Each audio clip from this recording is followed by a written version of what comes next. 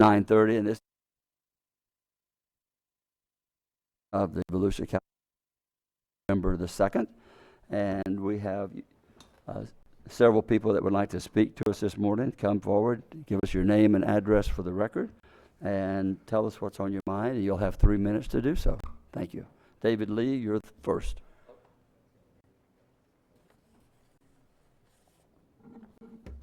Hi, I'm David Lee from Ormond Beach, Florida, 1212 Draycott Street. The last meeting I was at, you were there.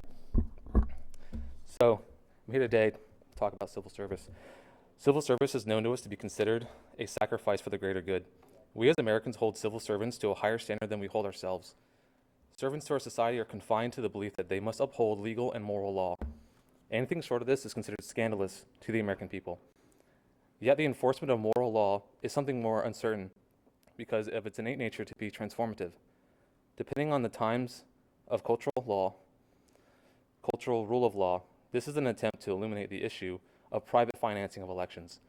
Because one of the moral dilemma is understood, once the immoral dilemma is understood to be immoral, the burden shifts onto those who believe in upholding both legal law and moral law.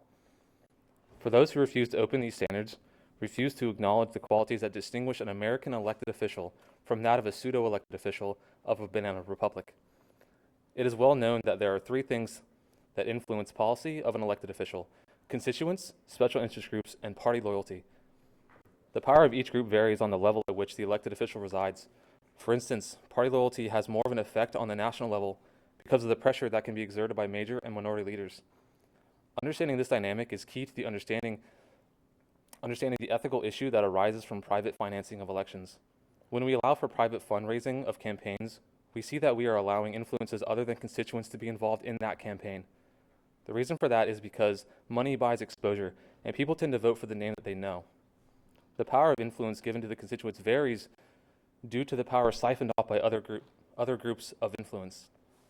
There is a vested interest keeping the constituents in control, for if the power of the people becomes secondary, then what we have is a reformation of government, no longer a democratic republic, but an autocracy. At the most localized state of government, there is a belief that the government is more susceptible to its constituents. This is the rationale behind Republican thought that when reasoning that the power of the federal government should be limited, the idea is that big government could be co-opted, no longer remaining as a representation of the people's will. However, I believe that governments are corruptible at all levels, state, federal, or otherwise, and that private financing is nothing more than a tool used by the corruptors. I'm going to yield the rest of my time to my good friend here. Thank you very much. Joel, you will also have 3 minutes. Joel Gonzalez. Thank you. Before the timer starts, I just wanted to say this was for a school project. State your name and address. Okay. My name is Joel Gonzalez, 1427 Alabama Avenue. Okay. Last year, we saw special interest groups, corporate donors, pour historic amounts of money into our races within our county. To argue that these groups do it out of some sense of duty to ensure that the representatives share the same ideas about the community as they do is preposterous. Why then are certain donors giving money to both opposing candidates? The reason for this is to ensure return on investment. I would love an answer to this unsolved paradox. True intentions are kept secret, only known to the buyer and seller. This secret becomes entangled within a web of secrets.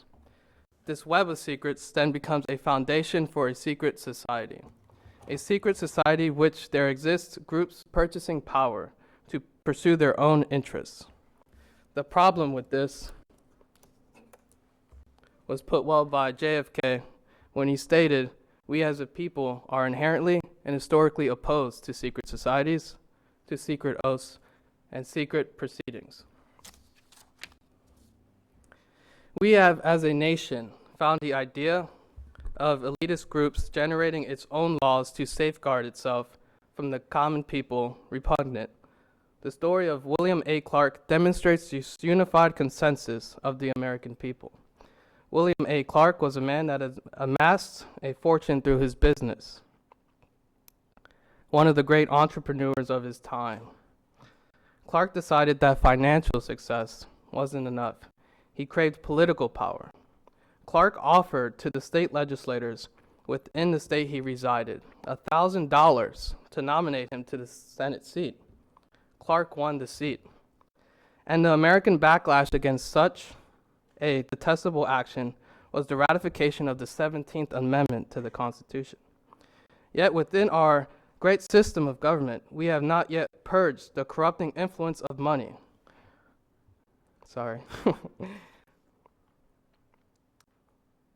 From our election process. Instead, we have removed the constraints of the influence of money. It is now legal to accept from corporations an act that once threatened the Nixon administration with scandal. The aim of speaking here today is to awaken our moral sensibility. If you believe the founding of this country was to create a system of government in which the people were to rule free from the power of economic elites and royalty, to create a system in which the government's main goal was to promote the general welfare and not to ensure that certain people are well off, then they had failed. If the purpose of a democratic republic is to elect representatives that represent their citizens, then we have failed. Thank you, Joel. Thank you, Joel. You had 3 minutes, and that's it. Okay, thank you. Appreciate it. Thank you for being civic and engaged. Chair, can I ask a question? No, Yes, no, No, no. You can do it after they sit down. after they sit down. This is, Thank you. I'm going to look at their cards, and we'll be contacting them to meet me for coffee in my office, and would love to discuss these issues with you further and find out if We they're can in do a that. Bright Florida Future Scholarship, which is funded by public and private dollars. So would like to continue this conversation, just exactly how government works for all groups. But seriously, look forward to speaking with you. Thank you. Thank you. Jim Cameron. Thank you, Mr. Chair and council members. I'm Jim Cameron, Senior Vice President, Government Relations, Daytona Regional Chamber, and looking forward to tomorrow's economic report breakfast. Always enjoy those. They're very, very much informative and such. After that, going to be going up there to the Volusia Legislative Delegation meeting. And our chamber, we've been working on our list of 2018 recommendations for the upcoming legislative session. We've been working closely with Arlene Smith, and I wanted to commend Arlene. She has been a great resource for working with us on this. She has also attended those key meetings with different legislators, not only a Volusia delegation, but with members outside the delegation. So enjoy working with her. But also we have on our list that we're going to be promoting tomorrow is the Economic Development Infrastructure Project. That's the land adjacent to the airport, Embry-Riddle, for development there to bring in new companies. Also the Indian River Mosquito Lagoon Water Quality Project, as well as the four-laning project on Williamson Boulevard. But in addition to that, we're going to be in Tallahassee January the 10th and the 11th for Volusia Days at the Capitol. And I believe, like I said, they got...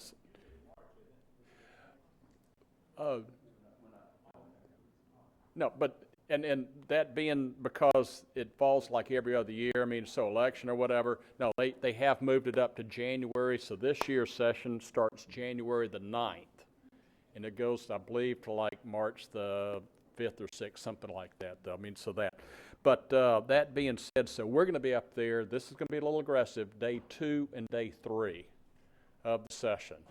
So, and I'm working with Betty on this, so I'm going to give her some additional information to get back to y'all, though. But we have a number of speakers that we've invited, including Governor Rick Scott.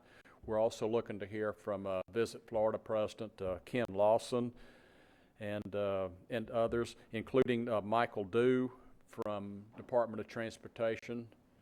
And we're going to be sending out teams like we've done before to meet with individual legislators to lobby on behalf of these projects like I just mentioned a few minutes ago. I mean, like the economic development projects. So again, we've got rooms reserved up there if anybody would like to join us, though. But we're starting at a lunch kickoff on the 10th, and then we'll conclude right after lunch on the 11th. I know there's a meeting that night, like League of Cities. We're going to finish like at about 1:30, so you can get back here in time, though, for the 11th. Thank you, Jim. Thank y'all. Abby Johnson, I know you're here. There you are. No check in her hand, though. She's down from FEMA. No, ma'am, not She from br- FEMA. She has brought us better checks than FEMA has, I'll say that. That's actually what I'm here to speak with you about this morning. My name is Abby Johnson. I'm with the St. Johns River Water Management District. And I'm here this morning to talk to you about cost share and to employer assistance. We are reaching out to all of our municipalities, 119 of them, to encourage them to participate in the upcoming round. That will be a district-wide competition for projects. As we know, they must meet our core mission. The news this year is we're going to up the schedule a bit. So the application will be made available around January. I don't have a date certain for you, but this is the time to start engaging staff to let us help talk through those projects with those municipalities. This is the time. We are available, and the closing time will be, I believe, February. So really, it's all year long. We're happy to help, but if you know of municipalities that are thinking about projects, by all means, reach out to us. We're here to help, and we love working with you all. You've been great partners. I'm actually coming back pretty soon with another check, believe it or not. We like to keep it moving, keep it going, keep everything believe fresh. So we're happy to be here, happy to be partners with you all. So thank you very much for your continued support. Thank you, Abby. That's all the speakers I have at this time, so we will adjourn the public participation portion of the meeting, and I'll see you back here at 10 o'clock, which is about 18 minutes.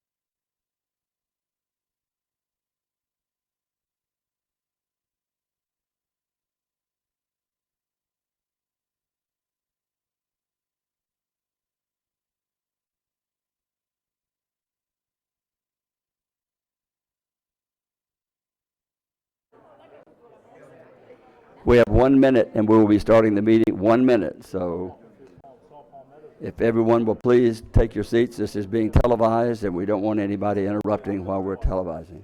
1 minute.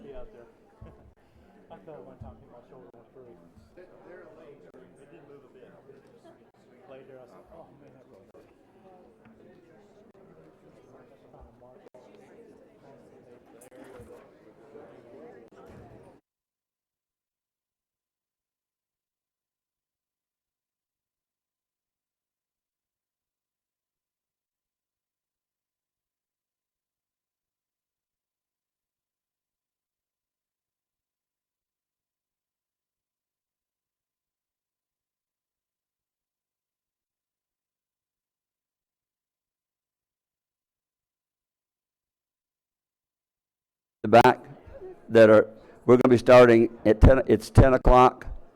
I'm going to call the meeting to order. Please refrain from your conversations out in the outer area so we can start our meeting. Or I'm going to have to bring the gavel down. I haven't done this. I've always wanted to do this. That's pretty good. We'll call the November 2nd meeting to the Volusia County Council meeting to order this morning. And at this time, we have the invocation given by Dr. Robert Mulkey, pastor of the New Covenant Baptist Church in DeLand. Let's pray together. God of all people and of all governments, we begin by acknowledging that you are the source of wisdom and knowledge. You are the source, we are not. And we thank you for the privilege that you've given us of deliberating and deciding how to work together to make our world a better place. This is a gift from you, and we thank you for our democracy, and we thank you for the Volusia County Council. We ask you for the members of the council to be given insight and compassion. May they have the wisdom they need for their work. May they feel your guiding hand, especially as they make hard decisions that will have consequences for many people well into the future. God of us all, there are many of us who believe we know you best in Jesus of Nazareth. Please give us his spirit of concern for how people interact with each other. Give us his desire to bring people healing and forgiveness and reconciliation. Place in us a deep concern for the peace and well-being of all people. Protect us and guide us. And God, we ask all of this in sure and certain knowledge of your care and in certain hope that as we keep our hearts open, that you will use the Volusia County Council and all of us to accomplish your goodness and your peace. Amen. Those who would like to join in the Pledge of Allegiance. I pledge allegiance to the flag Of the United States of America and to the republic for which it stands, one nation, under God, indivisible, with liberty and justice for all.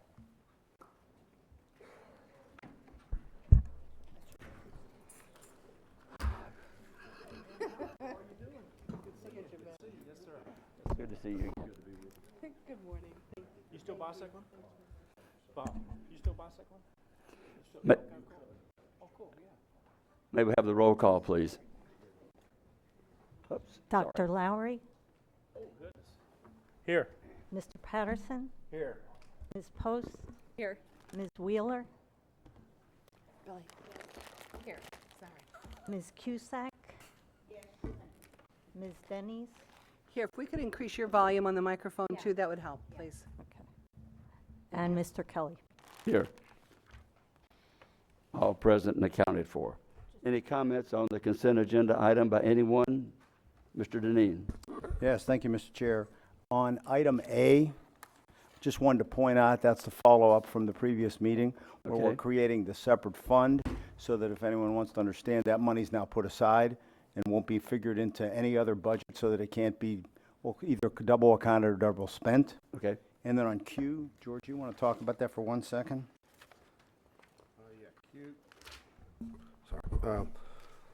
Q is the joint project agreement with the City of Holly Hill. That's you've seen that project I think two of the last 3 meetings, and St. John's Water Management District has put money into that project as well. It's our where we are building the regional stormwater facility up there in Cala Grande. And this agreement helps us with the city of Holly Hill has utility pipes that are running through where the pond would be. And so they're partnering with us and moving those pipes, and then we'll do the work, but they're contributing to moving those pipes. Any comments from any member of the council or anyone wish to pull any item? Is there a motion to approve the consent agenda? Mr. Chair, I move approval of all the consent agenda items for today, November 2nd. Second by Denny's. Any objection to the motion? Hearing no objection, the motion passes unanimous. And we will now move to the next item on the agenda. I see Rick Carl coming forward, so I'm assuming. No. Is that? Actually, it's item 3, the public hearing. Just turn some Little premature there, Rick. Well, Jerry? I just recognized you coming forward. I usually learn that there's coming. I tried to give it to him. And Jerry, I now recognize you, Jerry, and this is a public hearing, and we'll have the staff report. Thank you. Morning, Mr. Chair and members of council. Jerry Brenton, County Engineer. Before you today is a petition by the property owners of 2 parcels that are separated by a 50-foot right-of-way, platted right-of-way that's unopened, and alongside that right-of-way is a utility easement. And the excuse me, in the exhibit there, you can see it's at the end of a cul-de-sac. They have a home on one of those lots, and what they'd like to do is combine them together. And if I go to the next exhibit, you can see it more clearly there. The blue is a 50-foot wide, unplatted right-of-way, and then there's utility easement on the other side. So it's simple elimination of the public rights-of-way there, retaining some easements, and allowing them to combine the 2 parcels. I have no one wishing to speak on this from the public. We'll close the public hearing portion, and Ms. Wheeler. Mr. Chair, I'd like to make a motion to approve the proposed vacation of the portion of the plat of Curtin Subdivision Unit 1 Map Book 44, pages 64 and 65, Port Orange area. Is there a second? Second. Seconded by Lowry. Any discussion or questions of the council? Any objections to the motion? No objections. Hearing no objections, the motion carries unanimously. Thank you, Jerry. And now I will re-recognize Rick Carl. Thank you, Mr. Chair. Rick Carl, Director of Aviation. That's a hard act to follow. I tell you, the county engineer gets up there, it's riveting. Thank you. We are pleased to be here briefly to give you just a taste of the relationship we have with our TSA at the airport. We pride ourselves on having a world-class customer service, and that goes way beyond just what we do as airport staff. We have the FAA and of course the TSA and many others that are here that we work with. And this relationship with TSA is so important. I get letters all the time about how our TSA folks here at Daytona Beach International Airport are courteous, and it's stress-free and easy to get through. And that takes a lot of work from the TSA. They focus on customer service themselves and doing a very good job. So what we have here today, I'd like to introduce Elizabeth Clark, who is one of the TSA trainers, and she has worked with our community information group, Joanne's group, and Jay Cassens is here, and Karen Feaster, Deputy Airport Director. We've all worked together on this, and this is a real neat thing. It's a short video, but I'd like to introduce Elizabeth to explain what it's all about. Thank you. Thank you and welcome. Thank you for allowing me just a few moments the opportunity to show you a unique 1-minute video highlighting Daytona Beach International Airport. The Department of Homeland Security's Transportation Security Administration utilizes an internal web-based news source titled TSA News. We use this to disseminate information to thousands of employees across the nation and internationally. TSA News recently launched a new series titled 1 Minute Tours, in which local airports could submit a brief tour highlighting the uniqueness of their airport. Through the collaborative efforts of Volusia County Business Development and Community Information, Jay, Pat, Brian, Jeff, and I, we pulled together this brainstorming and produced this video that you're about to view.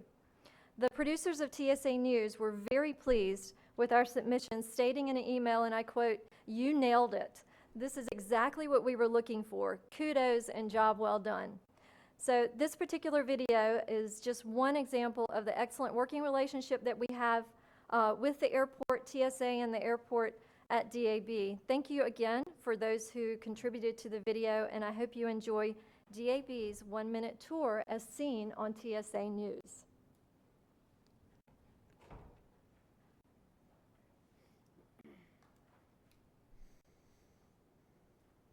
TSA provides security at some 450 airports nationwide, and no two of them are alike. That's the inspiration for our series, 1 Minute Tours. Today we touch down in beautiful Daytona Beach, Florida. Welcome to Daytona Beach International Airport, located in an area of Florida known as the home of the world's most famous beach.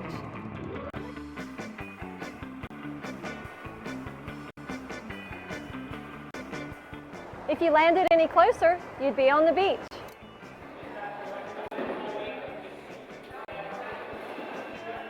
DAB is a Cat 2 airport where we serve over 700,000 passengers a year.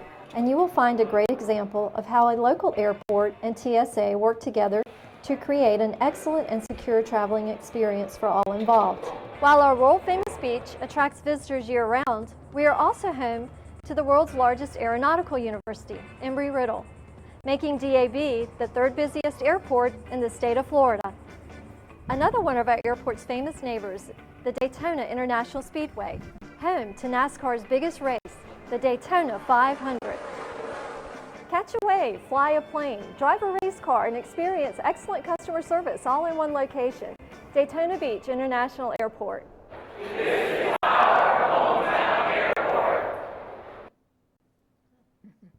Thank you. Wow, it was 1 minute, and that's about how long it takes me to get through the airport. And other people have heard me say this. I know you probably have something else. I told, and I was at a conference yesterday, and the gentleman flew in from O'Hara, and I said, he was telling how long it takes him to get from the airport to his house, which was just under 2 hours. I said, from the time I leave my home to the time I'm at the gate is 25 minutes. Mm-hmm. So, and that's after going through TSA. So we certainly appreciate that. Well, we just wanted to thank TSA for the great relationship, and thank you, County Council, for all of your support, because you're the ones that provide the leadership that we need to make this happen. So thank you. Heather? I wanted to say as well that I fly in and out of Daytona quite a bit, and the TSA personnel there's always something on me that goes off on the buzzer. So, and they're always so courteous, and I always tell them, you do whatever you got to do. But I want to thank you for keeping us safe, especially in today's day and age. We really need you there, and we truly appreciate your service and the professionalism at DAB. Thank you. Mr. Dean. Yeah, just a quick comment. They know how I feel at TSA. I really appreciate. I believe that we have the best relationship with the TSA of any airport in the country. Kind of the small airport with the big heart, and it really matters to us. And I really appreciate, even though they don't do anything that lets down on safety and security, I really do think they go out of their way to be that culture that we want to be at our airport.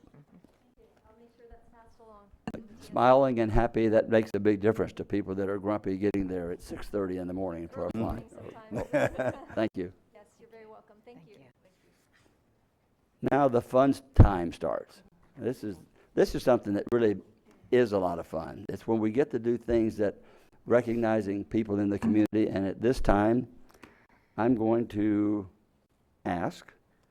This is the revised process. So if I mess this up, I'm the only one who knows. We've already discussed this. And I would like to have Locke and Ann Burt to come forward. They will be the recipients of the Tiffin Davidson Award for the Arts. And I was supposed to say Locke and Ann. I think I may have said Ann and Locke. So That's good. That's Put her okay. first. Absolutely. We know who. Pretty face. We have a a proclamation for you. Whereas Volusia County residents Locke and Ann Burt are longtime and highly respected proponents of the arts. As a state senator from 1991 to 2002, Locke Burt secured more than $12 million to support art and cultural endeavors in Volusia County. And whereas after teaching in Wisconsin, Illinois, and Florida, Ann became the curator of education at the Museum of Arts and Sciences in Daytona Beach. Ann is a former director of the Orman Memorial Art Museum, where she increased membership from 90 to 3,000. Started a summer art camp, provided art therapy programs to schools and hospitals, spearheaded the creation of an endowment fund, and tripled the size of the museum's building. Whereas the Burts have supported the arts community with their time and talent, never seeking recognition for themselves. And I mentioned that to you when I sat there, because they don't. I've known them for any number of years, and I don't think they're nervous right now, but they're not seeking this, and this is what makes our community of Volusia County throughout a place to be. Whereas the Volusia County Council congratulates the Burts as they accept the Tippin Davidson Award from the Volusia County Cultural Alliance. Now, therefore, we, the County Council of Volusia County, Florida, hereby proclaim November the 2nd, 2017 as Locke and Ann Burt Day in Volusia County, and urge residents to thank them for elevating the arts in our community. So,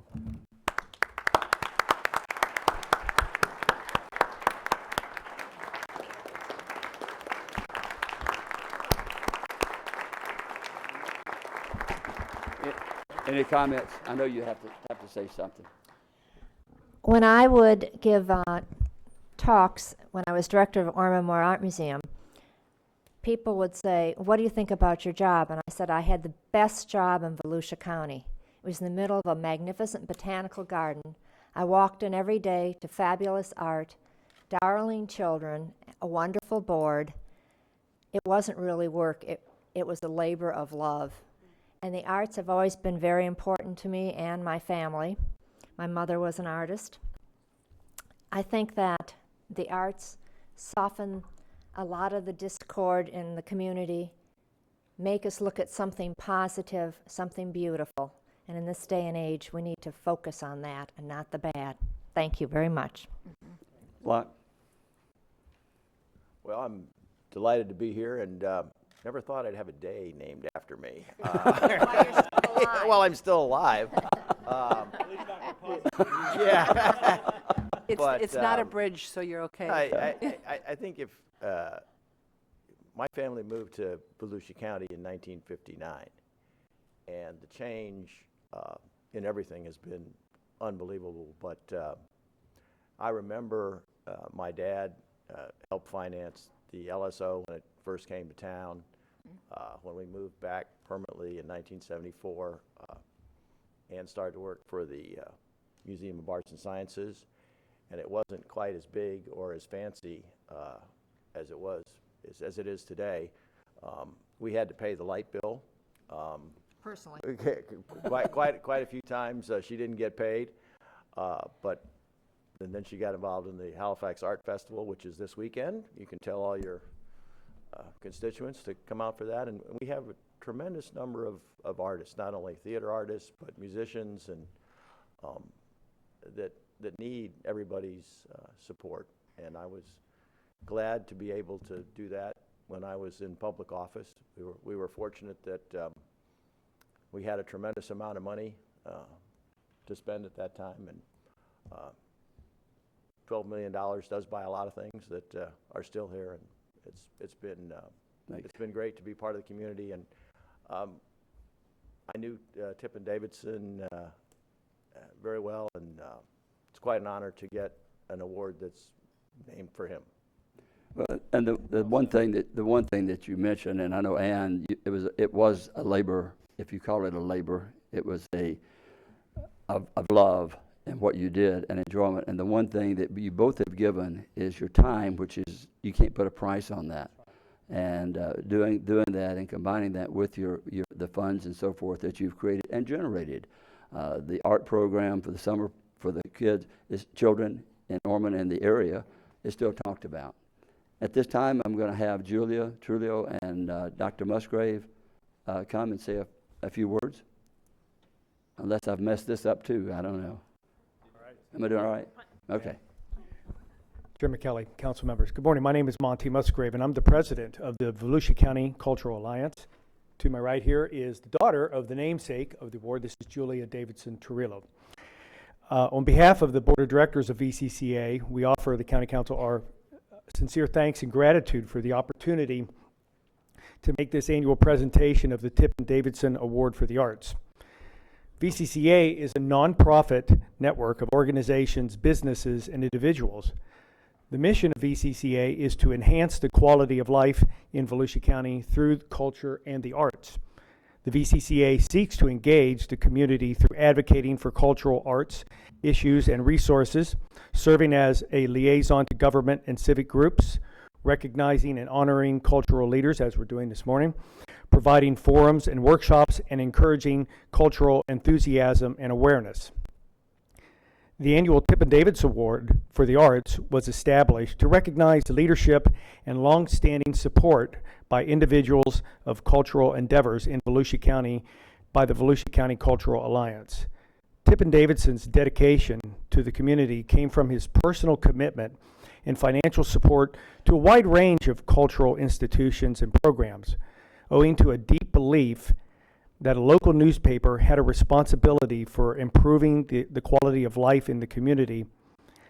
Davidson led the News Journal in support of over 180 civic and cultural organizations and events. The Tippin Davidson Award for the Arts is a fantastic way that the Volusia County and the VCCA can promote Tippin's vision and inspire those who strive to advance culture in our community, just as he did with such passion. And at this time, I'll ask Julia to say a few words. I'll just say thanks, and for continuing this tradition, for allowing us to continue to honor these arts leaders, and for your support for the arts in the county. We appreciate that very much. Thank you. Before we recess to the unveiling in the lobby, let's get a picture of all of those involved. I think that would be Jeff, you tell us where you want everyone. I got a copy, one for Locke and one for Ann.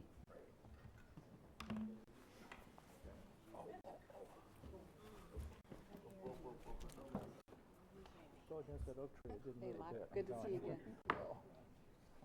Congratulations. Congratulations.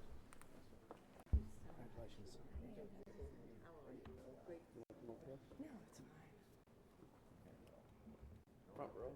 Y'all squeeze in just a little bit more. Okay, here we go. Squeeze. Squeeze. I get to stand behind That's the all really right. bald-headed guy here. I'm the true bald-headed guy. All right, here we go. We're going to take two on this camera. All right, 1, 2, 3. And we can do one more, please, on this camera. And on 3, 1, 2, 3. Oh, one more. On 3, 1, 2, 3. Anybody else? You good? Did y'all get your pictures? It happens once. So we got time. Sign an autograph. We've got time for retake. Melissa? All right. They said they're good. At this time, we're going to recess for about 30 minutes and go and do the unveiling. So we'll convene in about 30 minutes.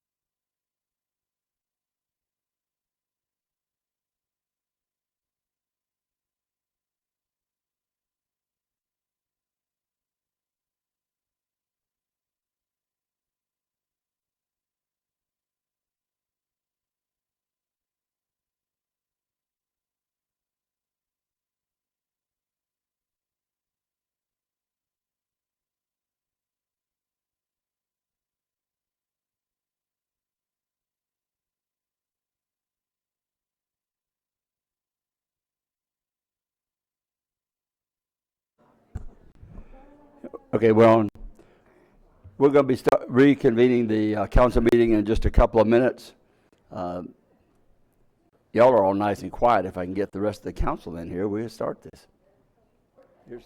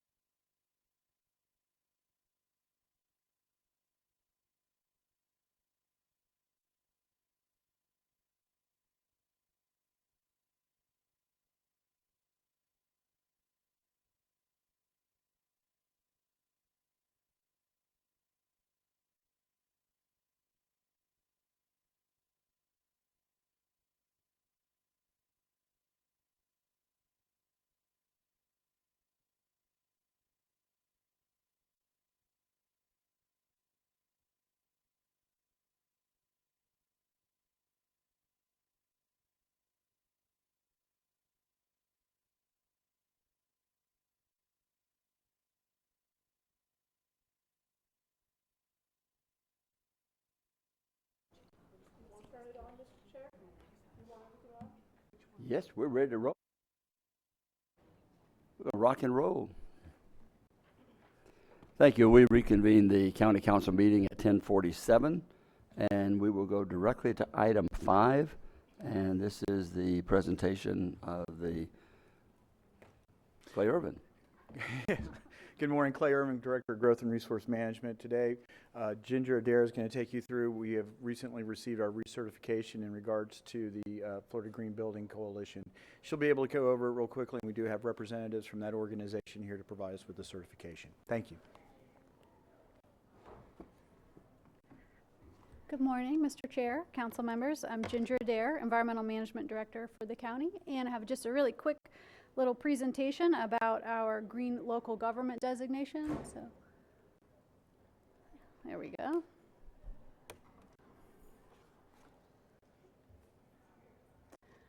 So we have been awarded a silver level certification as a green local government by the Florida Green Building Coalition, which is a membership-based nonprofit that defines, promotes, encourages sustainable building, development, and business practices. And the FGBC actually has certification programs for a variety of things, homes, multifamily residential commercial buildings and developments, and local governments. And that's where we have submitted for this designation. The local government certification is a ranking system that's used to recognize local governments for green practices. And it looks at energy, land, air, water, waste as benchmarks to look at how the local government is doing in their in-house practices to promote green practices. So it's actually a pretty big deal to gather all of the information. It really touches every portion of the government.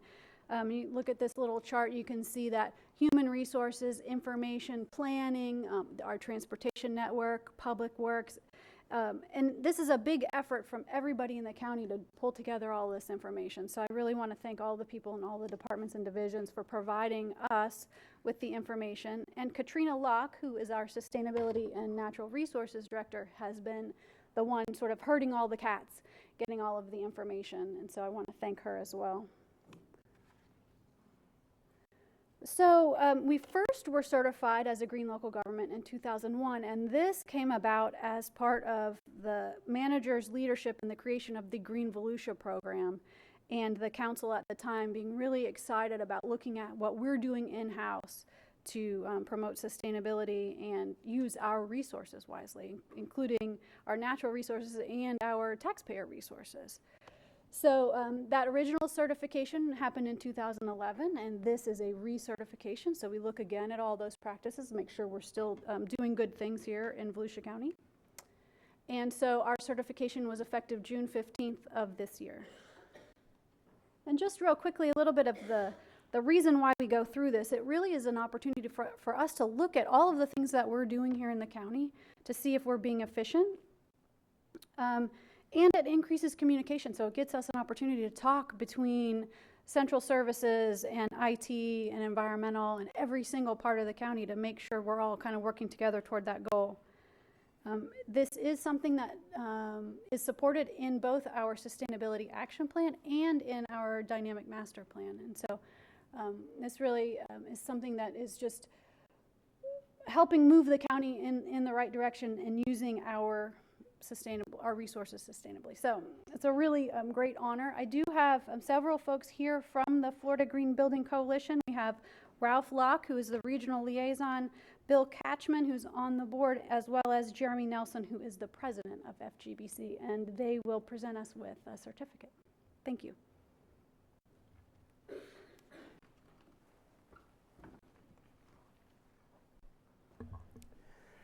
Good morning. My name is Ralph Locke. I serve on the board of directors for the Florida Green Building Coalition. I'm also the regional liaison for this area.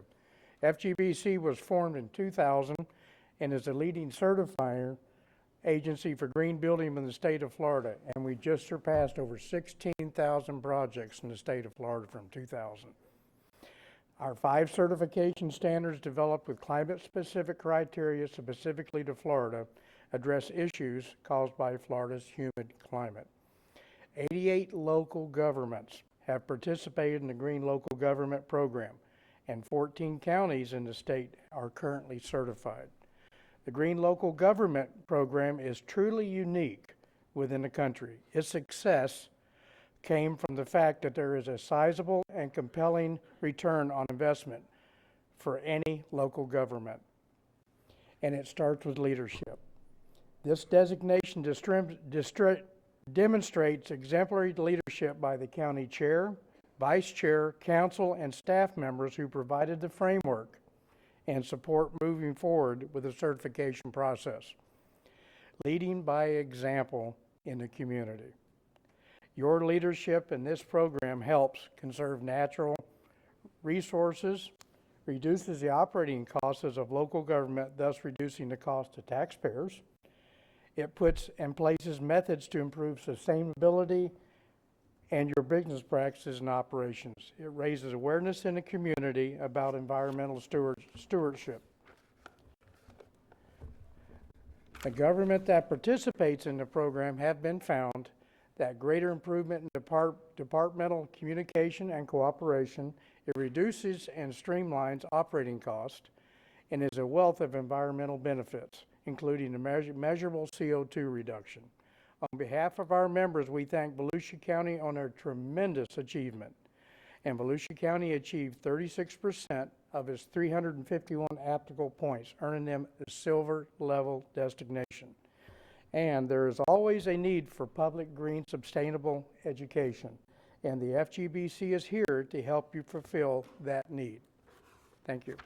Jeremy? Hello, I'm the president of the Florida Green Building Coalition, and we're very happy to be here to celebrate with you today on all of your wonderful efforts and accomplishments, and want to thank you for your efforts to sustainability, and congratulations, and keep up the great work. Thank you. And I guess, Clay, you want to accept this? Clay? We're getting ready to do the picture. I think Jeff is trying to get Okay. I just have one question. What does it take to go platinum? I'm just. There's only been one platinum certificate. So, I mean, I was not really, I was not joking. I was kind of like, serious, because, I mean, silver is like, it's like close to pewter, but.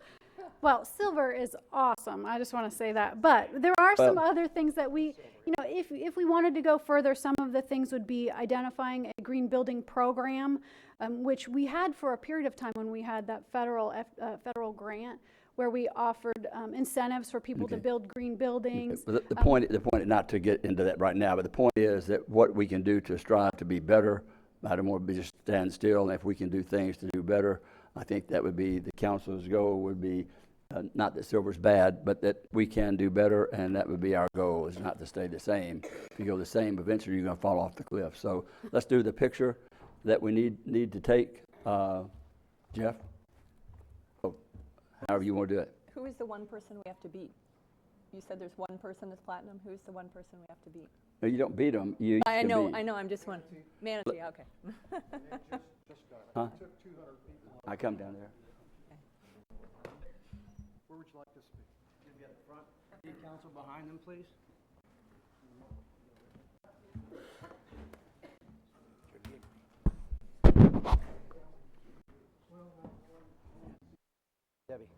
Debbie, mute the audio.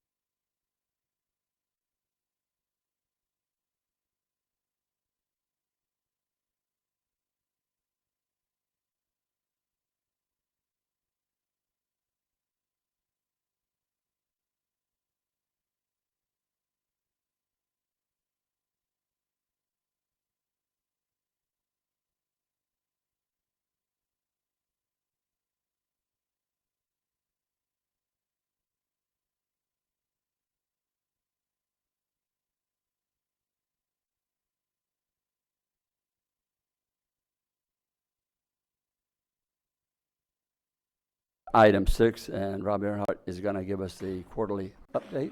Has some good news for us. Thank you. Good morning, Mr. Chair, members of the County Council. Rob Earhart, Economic Development Director. A look at our calendar reminds us that we're only 3 weeks from Thanksgiving as of today. And I hope you'll agree that after hearing the report that we have much to be thankful for here in Volusia County in terms of the state of our local economy. Starting with the first slide, this is a unique look in our view of employment in Volusia County, actually Volusia County and Flagler County, or MSA, that dates back to the year 2000. And let's see if I can annotate here. The pre-recession peak in terms of employment, and by the way, this comes from Dr. Dietz at the National Association of Home Builders. The employment pre-recession was 193,000, and if you draw that line over here on the right, you can see everything under the red line represents employment since January of 2016. So for those that are still considering or asking the question, are we out of the recession? Certainly from an employment perspective, I'd say the answer is an emphatic yes. Quite a bit to be thankful for there. Looking at the next slide, this is the standard information that you're used to seeing, and I know that y'all have had this in your agenda package, so I'm not going to touch on every single slide. But looking at employment trend comparison by major industry, you'll see that, all right. Okay, I think I'm technologically challenged here with the annotation. For leisure and hospitality, we are down 900,000. So I've checked with Bob Davis and Evelyn Fine, and their view of the reason for that is pretty obvious. The number of rooms that are still out of commission, stemming from both Hurricane Matthew and Hurricane Irma. So even with that, this is the first time that we have seen unemployment in Volusia County. If you look in the upper left, the percentage of unemployment for September below 4%. This is the first time we've seen that since May of 2007. And similarly, it's the first time we've seen the number of unemployed below 10,000. So you can see the number is 9,181, also in the month of September. So great news on the employment front. Almost every employer that you speak to in our economy is seeking people at an entry level, a skilled level, and they're challenged as to how to find those people that are also a good fit for their organization. That's a nice problem to have. Moving on to new construction permits on the residential side, another solid quarter of 559 new construction permits for residential. And if you look at the details in the third quarter to the right of your slide, for the city of DeLand, you can see that there are 137 permits in the city of DeLand. That's quite an increase over what we've seen over the past 4 quarters. And the explanation for that is that we're told the city of DeLand has permitted 40 express homes for a D.R. Horton project at Sugarberry Glen. So great things are happening in the housing market as well. And again, the construction industry is one of those industries challenged to find the skilled labor to keep up with this increasing demand. Dr. Dietz with the National Association of Home Builders also showed a slide during his visit here at the Volusia Building Industry Association event in August that takes a look at rising population. This is a national look at population across the country broken down by age cohort. And we've heard that the millennial and post-millennial generations are the largest age cohort, but this slide certainly puts that into perspective. To be clear, this does not represent home ownership, but I'll read you a quote from the Joint Center for Housing Studies at Harvard University. Household growth, the primary driver of housing demand, has picked up and is likely to remain strong as members of the millennial generation increasingly move into their 20s and early 30s over the coming decade. Specifically, in 2015, members of this generation headed only 16 million of the nation's 124.5 million households. However, by 2035, they are projected to head almost 50 million households and thus reshape housing demand in profound ways. So that is very encouraging news, and Dr. Dietz was clear to point out that we here in Volusia County are very fortunate with the trends that we have as compared to some of the other communities that he has an opportunity to address.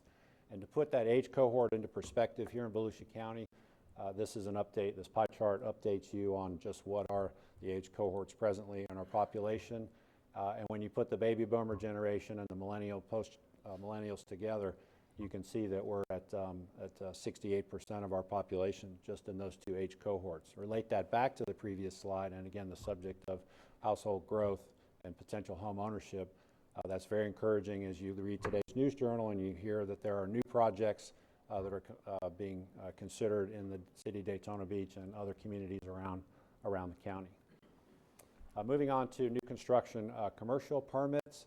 We're very excited that we have yet another opportunity to show this slide and the bar chart where we have an arrow where it literally goes off the top of the page. That's due primarily to actually 2 permits from the city of Daytona Beach related to the Proto Group project at 500 North Atlantic. We apologize, but the footnote on this slide needs to be corrected. It's actually at $202.9 million, not $204.9 million.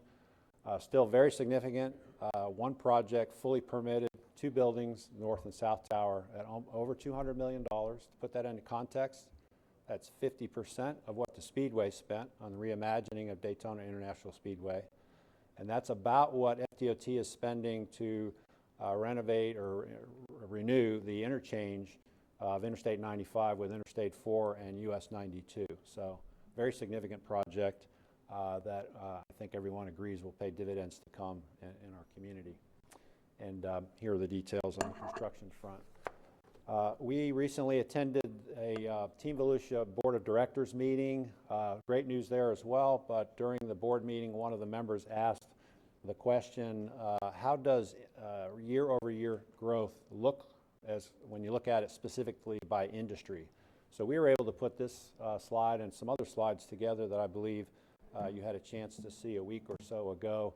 2 of those slides we thought were of particular interest. This one showing GDP. So this is year-over-year improvement of GDP by industry, and it's up across the board for all 10 major super sector industries that we show. The totals of that is about $15 billion for our local economy. Very encouraging number. Similarly, if you look at year-over-year growth for the same industries by number of establishments, you can see, again, solid growth year-over-year for every industry that we report on. So we're very excited. That creates challenges. Again, we've talked about employers looking for qualified talent. So they're competing for an increasing type of talent pool. But we believe that the reputation that Volusia County is getting is drawing attention from areas outside the county as well.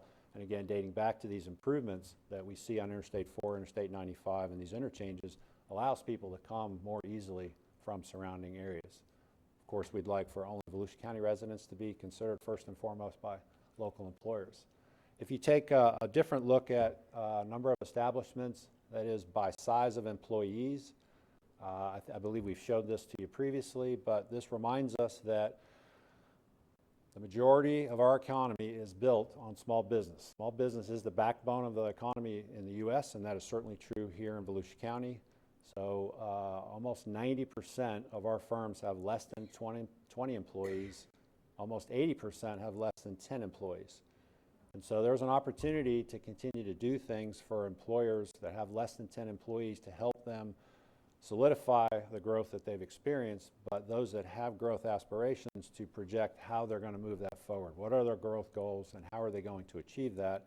And it's an opportunity to thank you, the council, for recently again renewing your funding for programs like Volusia's Best, the CEO Exchange, and other things that we do to help local businesses. And that results in some particularly great news stories. So we have a GrowFL organization, that's the economic gardening organization in the state of Florida. They have a program to recognize specifically stage 2 companies. That's companies that have 10 to 99 employees and revenues of 1 to 50 million. Volusia County is very fortunate to have had a company recognized in this program by GrowFL since 2012, and 2017 was no exception. Dougherty Manufacturing in Edgewater was recognized this year. And in particular, if you look to the left of the slide, you see that 49% increase in 2016 total employment compared to 2015. That's a metric for all 50 companies that were recognized by GrowFL in this program. By contrast, Dougherty Manufacturing's number is over 80%. 80% increase in employment year over year, 2016 compared to 2015. To the right of the slide, for these 50 companies, 64% increase in total revenue. For Dougherty Manufacturing, it's an increase that exceeds 70%. So like a lot of our stage 2 companies, Dougherty Manufacturing is doing well. And in fact, Sarah Dougherty will be joining us tomorrow morning at our presentation to the business community for us to recognize her and her company and give some remarks about what is going on at their company and why they've been so successful and what it is they're looking to accomplish. In addition to that, we'll have 2 other speakers. We'll have a gentleman from the Embry-Riddle Incubator, Trevor Perot, who is about to graduate from the Embry-Riddle Business Incubator and move out into the community. And then we'll have a gentleman from that participated in the Volusia County Business Incubator.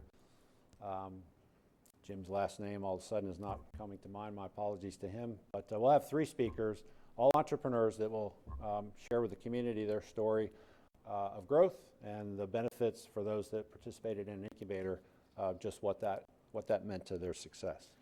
And that concludes our report, Mr. Chair. Thank you. Thank you, Robert. Just ran a rough number. The hotels will generate about, for Volusia County, about $1.2 million in ad valorem taxes, I believe, unless I put the numbers in the wrong spot, and I don't think I did, on $200 million, if that becomes the value. So that's quite a benefit to us, as well as the jobs that will be created and as well as the rooms accommodate. So great report. Anyone have any questions or comments? Thank you very much. Thank you. We'll move to item 7. Mr. Deneen, I understand this has been withdrawn. Is that correct? Yes, sir, it has. If I could get an opportunity to make a comment, Sure. I appreciate that. In this case, this is a person who went past the time frame for applying for the issue that he had at hand. There is no process specifically, and the only reason this got on the agenda is that there really is no process for coming to you, but you do have the authority to change things, so people assume they should come to you on appeal, even though there's really no appeal process. In this case, what I'd like to do is set on the record that in the future, I'll instruct Clay that if someone has this issue again where they miss a deadline, that our response should be that they can start the process over and refile. that way, because I think this puts you in a very precarious position trying to figure this out when you're not supposed to hear the case. But if you give me that authority here today, then I'll make sure that that takes place. I think from a policy decision, I think that consensus is that agreed, I'll agree, I can't see, Pat, agreed? You have that unanimous agreement? Okay, we'll do that, and then I think that way. that'll stop from having this issue in the future. Well, because what it did was it put us in a situation of having to rule on something, then have to rule on something again. Correct. So, correct. Well, I mean, they still can do it, but there should be a one process that they have to come through, not like we had to do with denying it or approving it to then come back and redo it again. And also, there are reasons why you had rules about timeframes. Sure. Okay. So what this does, it allows a person to come back and reapply, and they have to follow the process again. I'm getting excited about the next item. I know you are. So are we. Item 8. This is one we've been waiting anxiously. Mr. Chair, what we have today is the follow-up to a very exciting program. I think the newspaper got it right when they said it was one of the biggest changes that we would make. Jessica's here today to walk you through the timeframes, make sure that we're all on board with what we're going to do, and try to set the expectations of how we're going to do this in the time frame. The one thing that we wanted to clarify, Mr. Chair, because I've been asked this a number of times, is if you decide, which is the basis of the money to do everything that we're going to put in front of you, to increase that fee, we're going through a process. It has to be advertised and has a certain amount of time. So that would be at your next meeting. Okay. So I'm going to ask for some direction when I do number 9, but that's because it's based on a revenue source we don't have today. Now, that being said, just for the record, Mr. Chair, so everyone hears this, I've been asked about if you generate money for this, where would the money go? First and foremost, the money is being generated to open all the ramps. That would be the 7, plus study the other 3 and the changes we're going to make there. That is the primary place the money goes first. Then, the other issue, which the council's pointed out, is all these issues we've had with litter and trash. Jessica, I've asked her to think big, is going to look at a big program for that. It's also going to involve Ray, Manchester and Beach Safety, because we're going to do some enforcement. Those programs, as she defines them, and you agree to them, will only take place based on the revenue that's left after we pay for the beach access. So I think that I owed people to clarify that that's how the money would flow. Jessica? Good morning. Jessica Winterwarp, Volusia County Coastal Director. This presentation, as Mr. Deneen said, is in follow-up to the presentation that we gave on October 5th, where we brought to you guys for feedback on opening of additional ramps and kind of increasing our level of service and stepping up our game at the beach. So we made some goals. January 1st, we hope to implement our upgraded litter and solid waste program. You will start seeing more bodies on the beach picking up trash January 1. April 1st, we hope to open the additional 7 ramps to the public that we discussed on October 5th. And on April 1st, we also want to open up our pass holders only ramps to those members who've already purchased their annual passes for the year.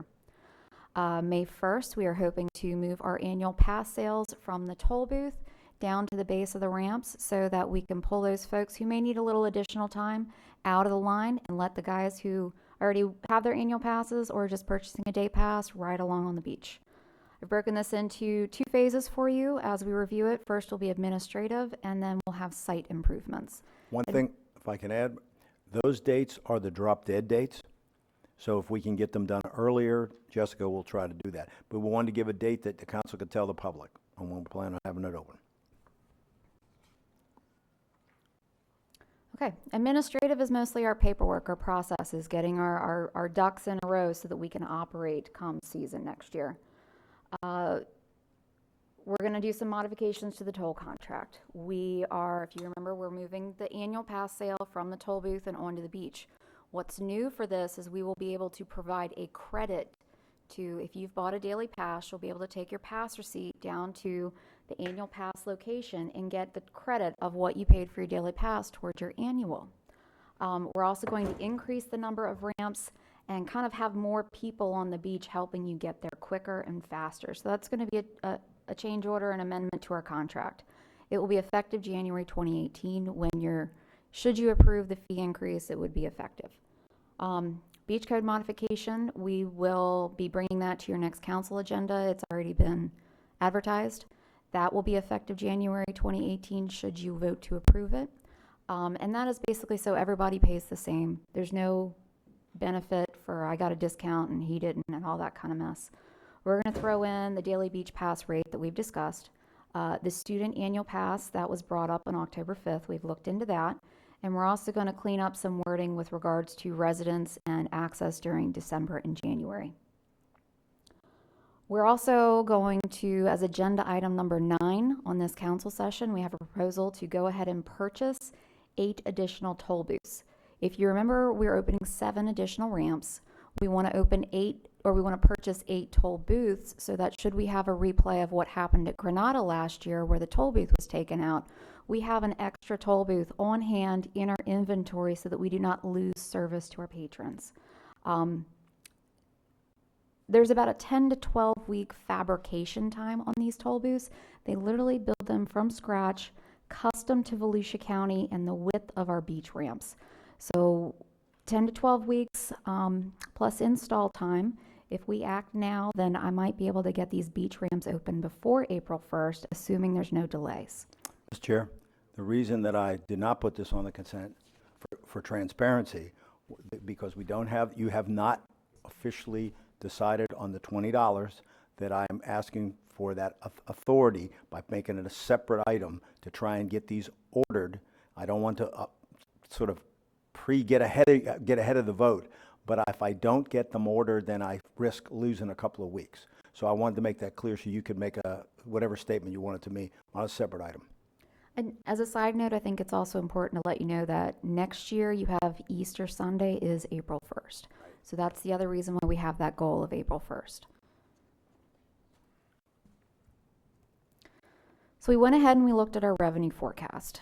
I'll go ahead, this is kind of detailed, so I'll explain what we have. We have our different types of passes. You have your daily pass, your annual resident, and then your annual visitor. The next 2 columns are FY 2016 and FY 2017. This is revenue that we have collected, received in the bank. FY 18 with the $10 under it, that is our budgeted, what we budgeted for our current fiscal cycle on what our revenue would be. The last column on the right is estimated FY with the $20 under it. That's what we're estimating our revenue to be should you decide to increase your daily pass to $20. A couple of assumptions on the passes. We assumed a 5% reduction in daily passes for 2 reasons. Maybe they don't want to pay the $20. Maybe they decide they don't want a daily pass and they'll just foot for the annual pass. It's a better deal. We also assumed a 3.5% increase in our annual passes, as well as a 1.5% reduction overall. When you increased it from $5 to $10, we had about a 1.5% drop in your sales. Assuming a 5% drop for your daily passes is rather conservative.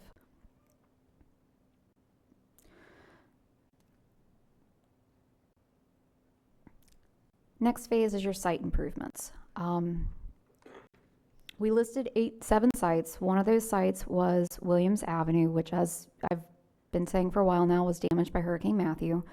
Bid estimates came in at about $130,000, which is fantastic for our construction cost. You should have the contract in front of you within the next couple of agendas so that we can get construction started on that. We also went out already with our contractor and we did a site inspection for every one of the 6 ramps that we're planning on opening. We looked at things like sand and debris removal, trimming the vegetation at A1A so that you have a safe sight distance trying to enter into the traffic lanes, removing some obstructions, and then grading the sand down so that it's prepared to accept all levels of traffic. We're also going to have to install some new toll booths at those 7 ramps. Once we get the booths in to Volusia County from the company that will fabricate them, we have a little bit of prep time on our end to install our safes and to install the signage that goes on them, and then delivering them to the ramps. If we can get them delivered to the ramps and ready to open, we will open as soon as within a couple of days. So April 1st is our drop dead date. I believe we will be able to beat that. And then once we open the ramps up, we'll let the pass holder ramps start as soon as we can get those ramps open. There's going to be a lot of public outreach as we move towards the next, the 2018 summer season. We're going to have a lot of website, brochures, media, and social media pushes just to try to get the word out about the annual pass sales moving and also about the availability of the pass holder ramps. It was requested that we show a picture of a typical ramp and what we're looking at doing on this ramp. This is Seminole Avenue, or Seminole, and as you can see, this is looking west. I'm going to try to draw on the screen. First off, you'll notice that there are some existing bollards right here. So we're going to do some bollard removal. We've already worked on ordering the beach gates that you guys approved in the FY18 budget already. We're procuring beach gates right now to kind of dress up our style a little bit. You have some erosion areas along the sides of your ramps that we're going to backfill in this area with some coquina rock. We're also going to have to grade this entire ramp down because right now, if you put 3 or 4 trucks on there, they're just going to soften it up, and then the next guy down in a little Nissan may not be able to make it through. What is that mouse? Hold it down, yeah. Hit eraser, hold it. Clear button, hold it clear, yeah. Okay. It's done. Okay. So as Mr. Deneen stated, he kind of sent us back to do our homework. He wanted us to start brainstorming. He wanted us to go big, think, blow this up and make it a better program. Previously, we've been restricted due to the downturn in the economy. Now we're trying to figure this out. We're revamping it, providing a better level of service. We've started brainstorming. There's a lot of people out there that are doing really good things already. They're walking the beach. They're picking up a piece of trash. There's a couple organizations that have started, I believe it's called One Piece Each out of New Smyrna, doing a fantastic job. We have a very vigorous Adopt a Beach program. We're not advertising that. So maybe we start doing some Caught in the Act awards to start highlighting. It's cool to do this. It's fun. These kids are getting together and they're having a blast. So we want to do some Caught in the Act awards. We're also going to increase our public awareness and our social media more significantly. We're even looking at putting more walking porters is basically the person that walks and picks up trash that works for the county. We're looking at putting more walking porters on the beach earlier and later, before and after vehicles are on the beach, because that's when you can really see the areas. You can see what's left behind from, a night on the beach or what's left from a day on the beach, and you can pick it up. While you may not be able to have a vehicle on the beach, you can still have feet. You can still be doing a good job. We're also going to engage our local schools. We might do some art contests based on the litter that they find on the beach at all levels. I mean, kindergartners through college. I bet the college kids can come up with some good stuff. We also have, this is Cece, the sea turtle. Cece is a big advocate for sea turtle lighting, and Cece might have some friends that show up. So we're trying to engage all levels here. I went ahead, here's my email address, jwinnewarp@volusia.org. Feel free to send me your ideas. Nothing is too big. I've got staff right now researching compostable trash bags so that upon request we can hand these out at our toll booths. One of the things while we're on the whole litter issue, Ray, if you'll step up here for a second. There's another side to this that I've heard from the council members and you've heard from the public. We want to be friendly. Maybe Disney's not the right word to use. We want to be friendly, and we want to have a beach that's access. We don't want to be the litter Nazis either, but on the other side of the coin, we have had people that did deliberate things where it wasn't somebody just dropped something or one of their kids dropped something. I've asked Ray, because of the increased revenue that we'll get here, he can put some additional resources if he needs to, because he has to watch for safety out there and everything, but he put some resources down. We are going to target now, during especially the very big days, if we get groups especially, and we get these flash mob kind of groups that come up, if we think that they are deliberately leaving stuff on the beach, as you know, you have to witness it. Well, Ray will have the resources to witness it. And we will go the other direction, which is we will not be abused either. So we have beach safety for both. We try to look inconspicuous, which we're all about safety, but we never forget the law enforcement side. So we will do what it takes also to encourage people to know that we want you to collect litter, but we are going to take it serious if you deliberately leave trash on the beach. Yeah. Ms. Dennis, you have a comment, or you want to wait? I'll wait for council. Pardon? Okay. I've already sent you a couple of emails, right? You did get those. Litter bugs me? Yes, sir. I came up with, I thought, litter bugs me. And I even came up with a little. Litter box. Pardon? I thought you said litter box me. Litter bugs me. Okay. Litter bugs me. And they created a little bug, and I thought even the little CC the turtle could say, not only does litter bugs me, but it also makes my first journey to the ocean very difficult and sometimes impossible. And you could create little cartoons. You could put the little bugs me things on the trash cans. You could put CC's pictures on the trash cans so that the kids would be excited to go maybe dump the trash. I mean, you've got to make it something like that. We were even talking about scavenger hunts. Have a beach cleanup at Sunsplash Park Saturday at 10 a.m. and then Cece left some eggs. And then make just like an Easter egg hunt. You go out and maybe there's a little. That's good for some. I'm one of those that is a total non-advocate for picking up other people's trash. I mean, I think we should make them pick theirs up, and the issue. Ray's going to make sure that they do that. Maybe they'll get community service as opposed to a $5,000 fine or something. That's right. You know? Ray? Yeah, you're absolutely right. We've litter is one of those issues, like the manager said, that kind of affects everybody that does work down at the beach.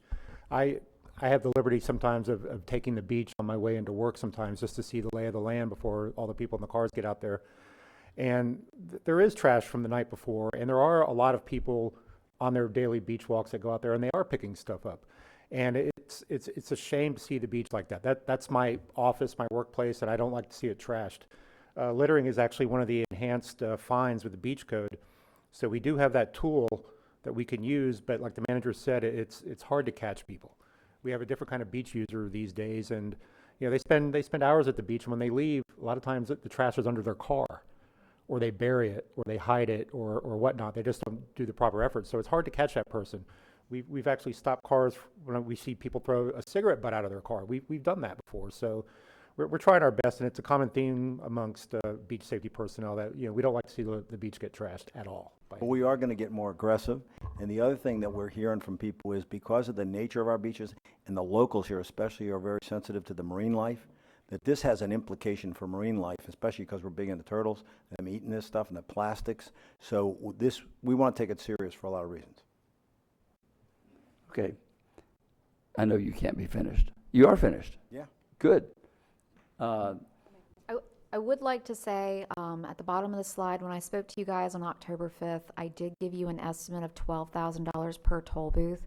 That was a replacement cost on one booth. When we got the numbers in for all 8 booths, we got a cost savings of just under $3,000 a booth. So that's good news. Okay. Okay, Ms. Dennis. Thank you, Mr. Chair. First of all, this is really good news, but Mr.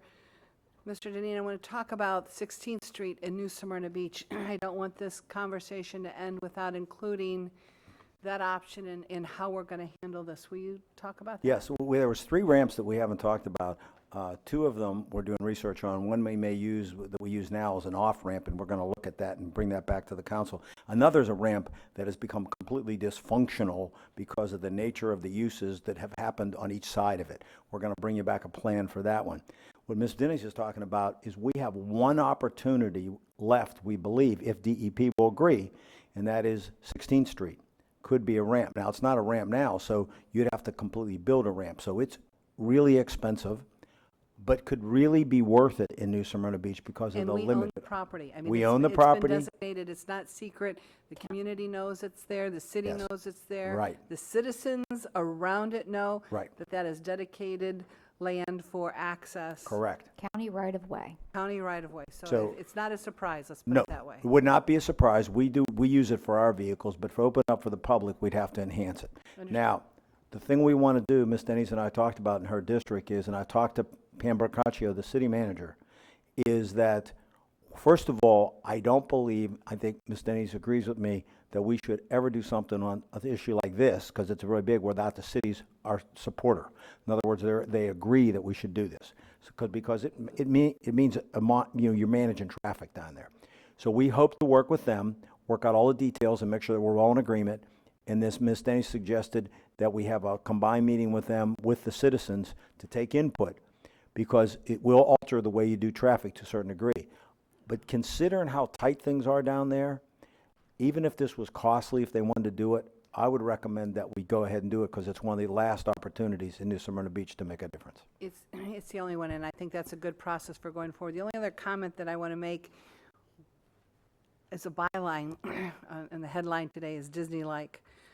There's nothing Disney-like this. One turtle mascot does not Disney-like make it. It just doesn't.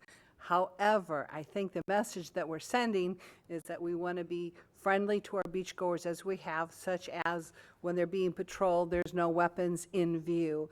So we want it to be a very pleasant experience. So I've actually had quite a bit of input, believe it or not, from that particular headline. So anyway, and not only that, they come to the beach because it's not Disney. That's right. It's cheap, too. We are not Disney, and those that come to the beach don't want to be at Disney. They want to be at our beach because of our beautiful beach and all the great things that we do and make that experience so good. So I just wanted to make a sidebar comment. But thanks, Jessica, thank you for everything. And I'll make staff. my sidebar on the Disney thing. My reference, and I brought that up before I even saw anything in the pre-agenda. And what I said is relative to the trash. You go to Disney, there's no trash laying around, and that was what I was referring to, was to make it like Disney so it's clean. You don't see people. You have people out there that are making sure it's clean. As a result of that, people are conscientious about just throwing things down, and that was my take on it. The character, that's fine. But I think the character can go a long way with the kids, and if you start with the kids, then maybe when they are adults, they won't litter either. So that was just my take. Ms. Wheeler, that's what I deflected. Thank you, Mr. Chair. Jessica, as always, you just knock it out of the park, and I appreciate everything that you do. I love the ideas of getting the school children involved in it. I can remember years ago when my kids were little and they were riding in the car with my father, and he threw a piece of paper out. And one of my kids said, this is my world too. Don't do it. I think, the kids can really make you feel guilty. And to get them involved and have CC maybe go around to the schools to amp that up, I think that's a great idea. I'm excited about it. I think this is going to be beneficial all the way around. And I just appreciate your efforts and hard work on this. Thank you so much. I wish we could show that. See if you can put this.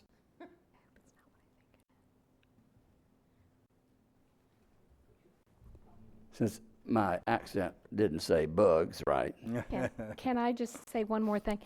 For the record, I did have several people comment about the cost on the booths, that it seemed really a large amount for the cost. Is there a special thing that is done with them, or is this a special place that they're purchased? I'm just trying to clarify it for the citizens. The way we got the prices on the booths was we put it out for public bid. Right.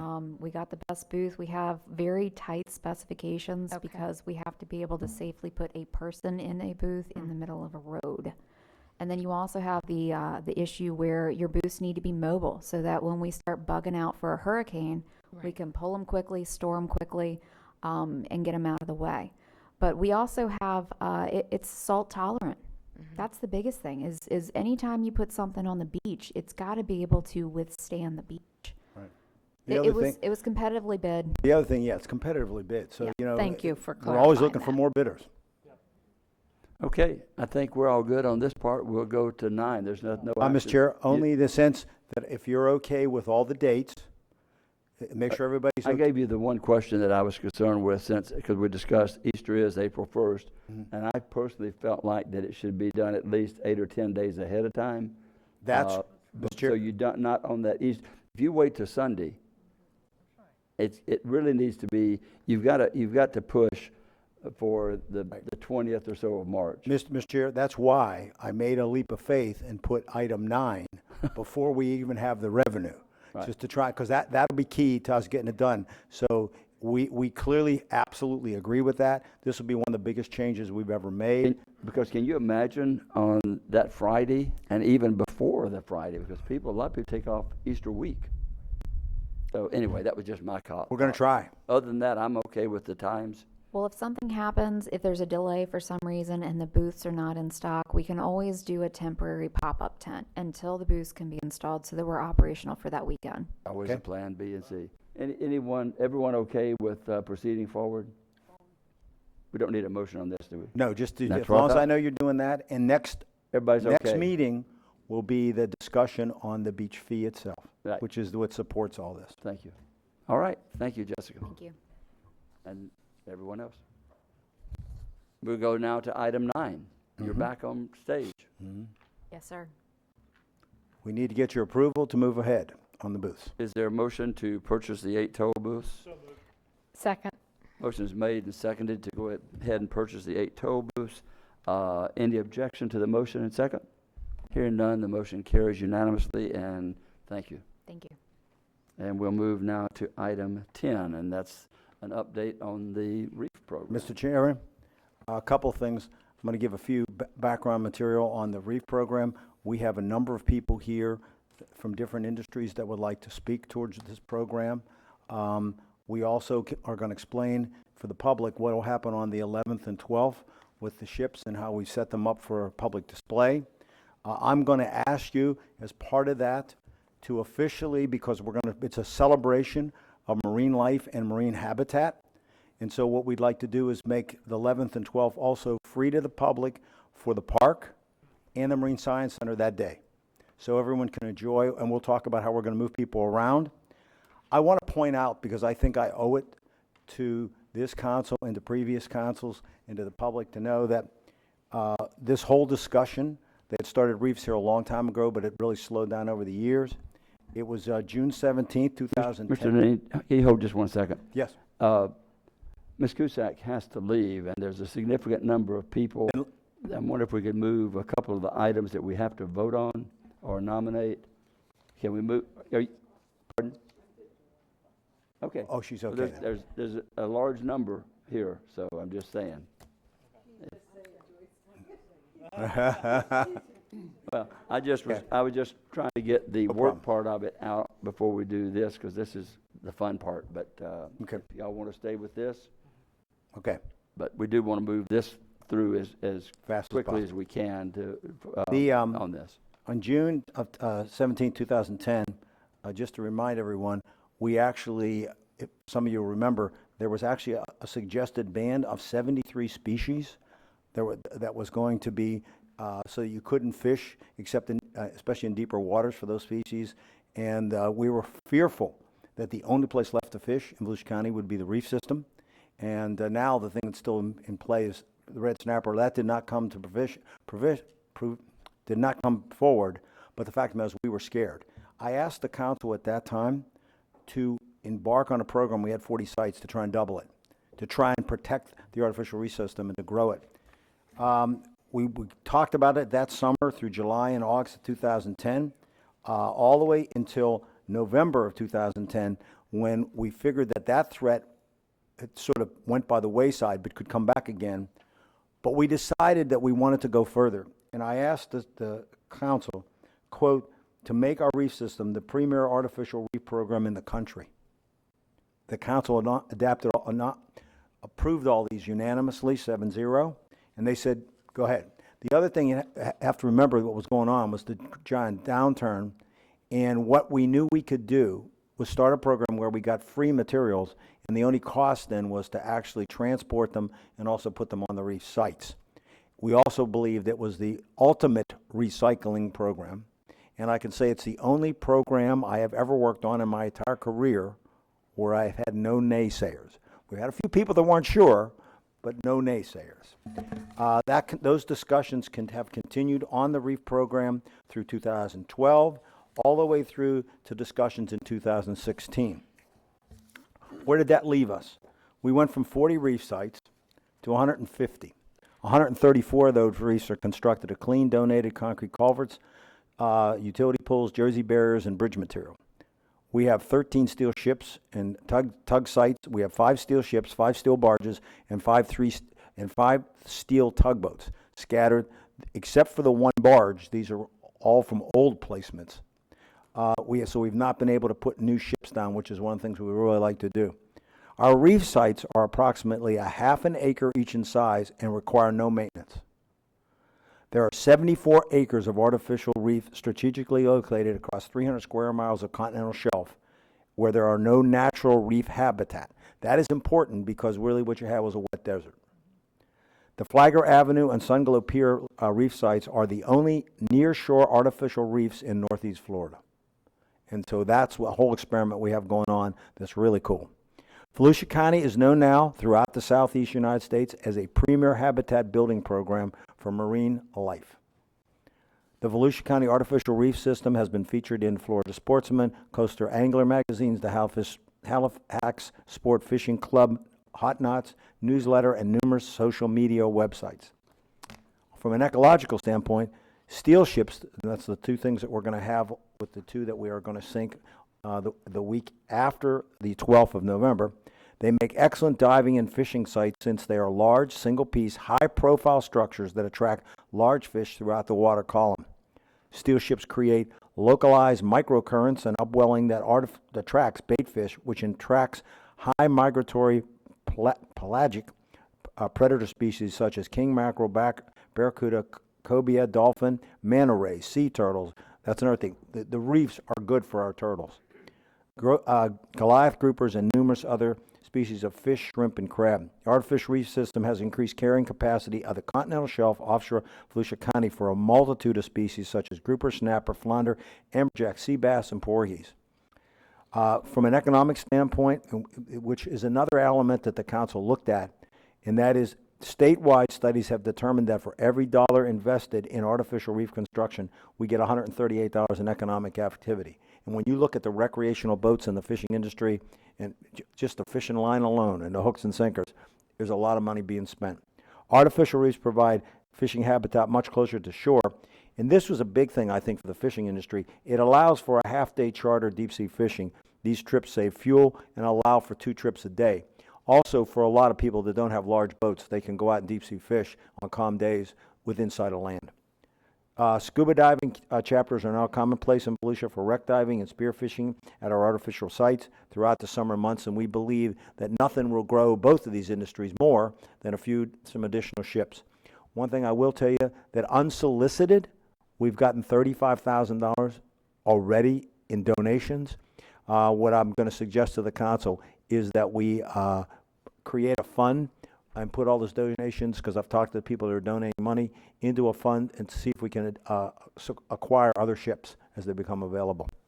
With that, I'm going to ask Mr. Nolan to come forward, talk about the system, and then Katie Stark will talk about what we're going to do on the 11th and 12th. And I know you have some people in the audience that want to speak to these issues. If you've got anything to add to what he's already said, I'm interested in hearing that. I mean, you've pretty much covered it all, but fire away. Thank you, Mr. Deneen. Thank you, Chairman Kelly, Vice Chair Denny's, members of council. I'm Joe Nolan with the County of Volusia Coastal Division. I'm delighted to be here today to share with you not only an update on the overall artificial reef system, but the leadership initiative that you all authorized just a couple of months ago to sink 2 large steel vessels, one of which was graciously provided to us and donated to us by the U.S. Customs and Border Protection Agency, who is here today so that we can recognize this donation to our reef program. As Mr. Deneen just explained, I want to make you aware that the Volusia County Artificial Reef System has put you on the map, and I am getting phone calls from around the southeastern U.S. from counties and communities, state and federal agencies asking, how did you do this? This is an incredible habitat and marine industry support program whereby we're building fishing infrastructure, if you will, for the boating, fishing, diving, and marine industries. And my first response is always visionary leadership from you, from the Volusia County Council, because without your support and you all looking ahead and looking at this program as a low-cost way to build fisheries habitat and support the marine industries, it wouldn't happen. There are many counties that don't have artificial reef programs, but they have an inlet, they have boating, but they just don't have that visionary leadership. So thank you on behalf of the boating and marine industries for this, not only this recent initiative, but everything you've done in the past, because it's been innovative. It's been very unique. We've built artificial reefs with donated concrete materials that we get for nothing, and we can credit ourselves with the state for recycling that huge amount of tonnage that doesn't wind up in the landfill, but winds up on the seabed on federally permitted reef construction areas and grows life. So it's really an exciting program, and thank you again. I won't go too much further than that, except to mention a couple of your unique initiatives.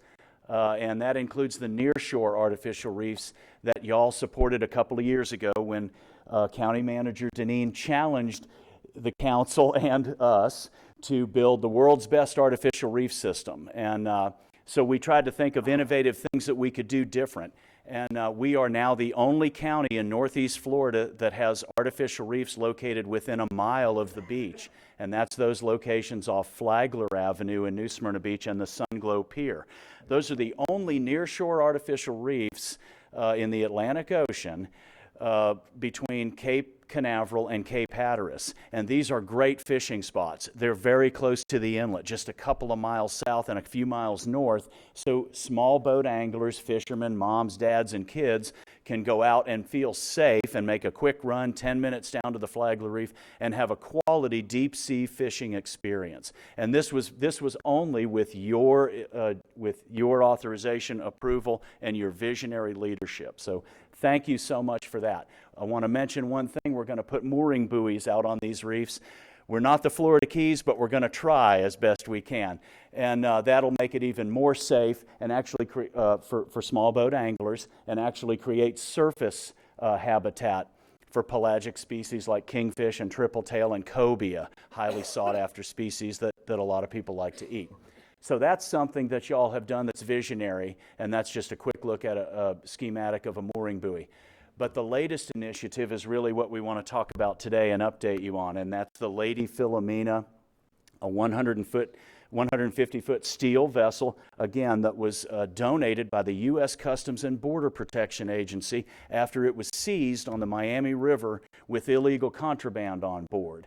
And the Customs Service notified the state, and the state made everyone around all the communities and reef programs throughout Florida aware that this vessel was available. And you all authorized the manager to move forward with this and accept this donation for artificial reefing. And the U.S. Customs Service is very happy that they could take this vessel out of the illegal activities and now create marine habitat and fishing habitat with it. We also acquired a small tug at the same time in the Miami River that had sat idle for about 10 years, and it was offered to us by the same yard that had the Lady Philomena temporarily moored and under quarantine, and it was your directive to move forward with that. So we'll sink both of these large steel ships on reef site number 12 Southwest, about 9 miles off of Ponce de Leon Inlet,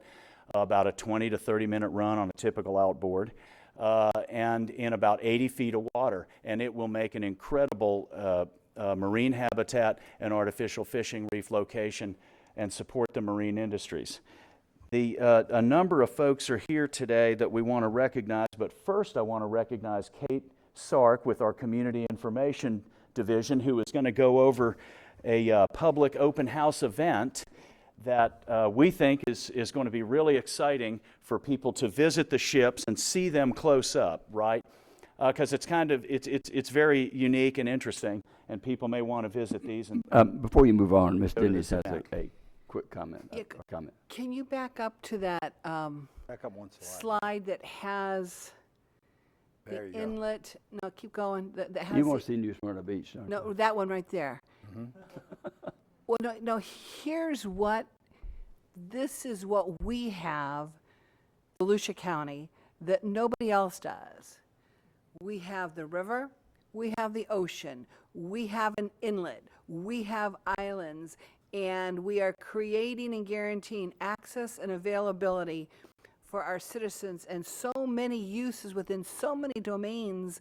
You know, if you want to go out to Disappearing Island, just don't do it on the weekend. I go during the week, but you go to Disappearing Island, but all this connected, and look at the proximity. It's not like you have to take one boat to get here and then go over there and then take a barge to get somewhere else. If you've ever been on vacation anywhere else, we live here.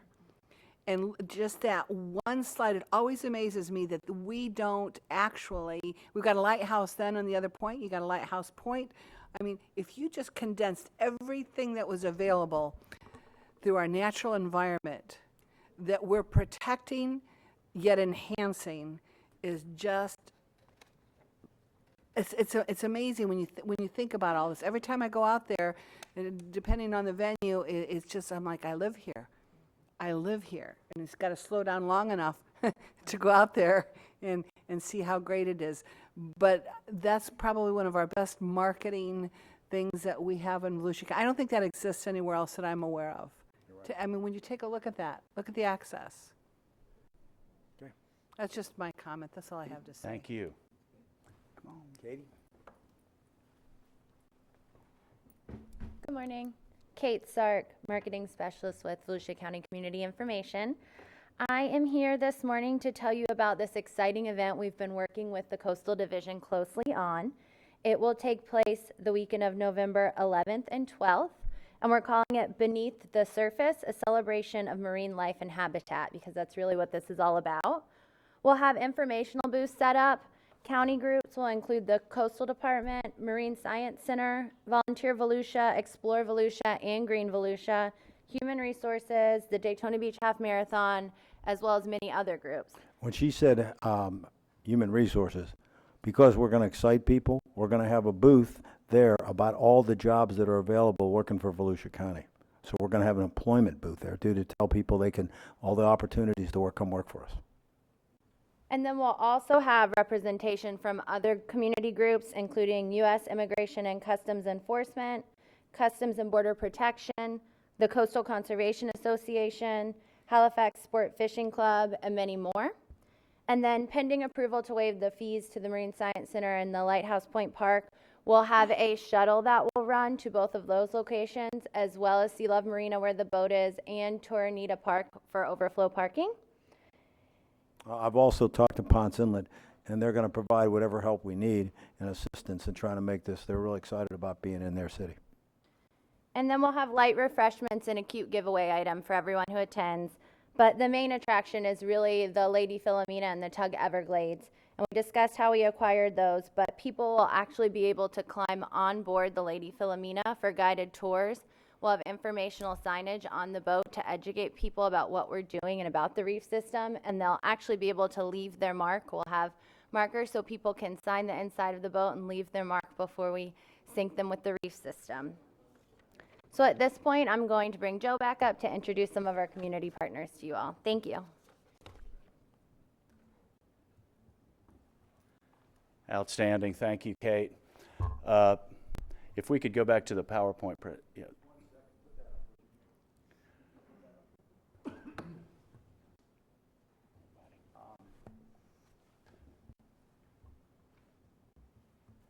Just so the public understands, we have made this and secured it so it's safe.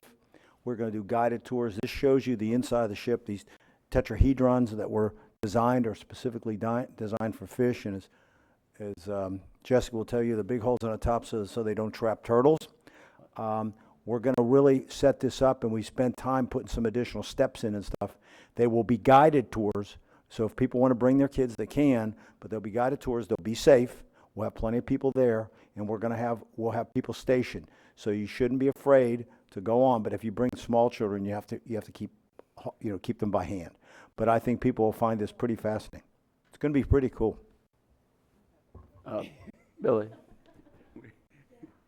Excuse me, I did want to clarify that this was all discussed with Ponce Inlet because Correct. That same day they're having their really, really big Veterans Day ceremony in Davies Lighthouse Park, which starts at 10 o'clock. So I Correct. just want to make sure there's not going to be problems with parking or Already whatever. talked to 'cause them, I'll they're be all at that. happy. We're gonna Okay. open up the park, and then we're gonna provide some additional parking aids. We're gonna have plenty of people. Also, I talked specifically to their manager and to their chief, and actually, they are excited because they think that they will get people that came for the veterans thing I'm hoping. to go over there, and they'll make it a really big day down And there. vice versa. And vice maybe. versa. Yeah, Yes. hopefully. Ms. Guzette. Thank you, Mr. Chair. Will we be getting invitations with schedules as to the time of the tours and that type of thing?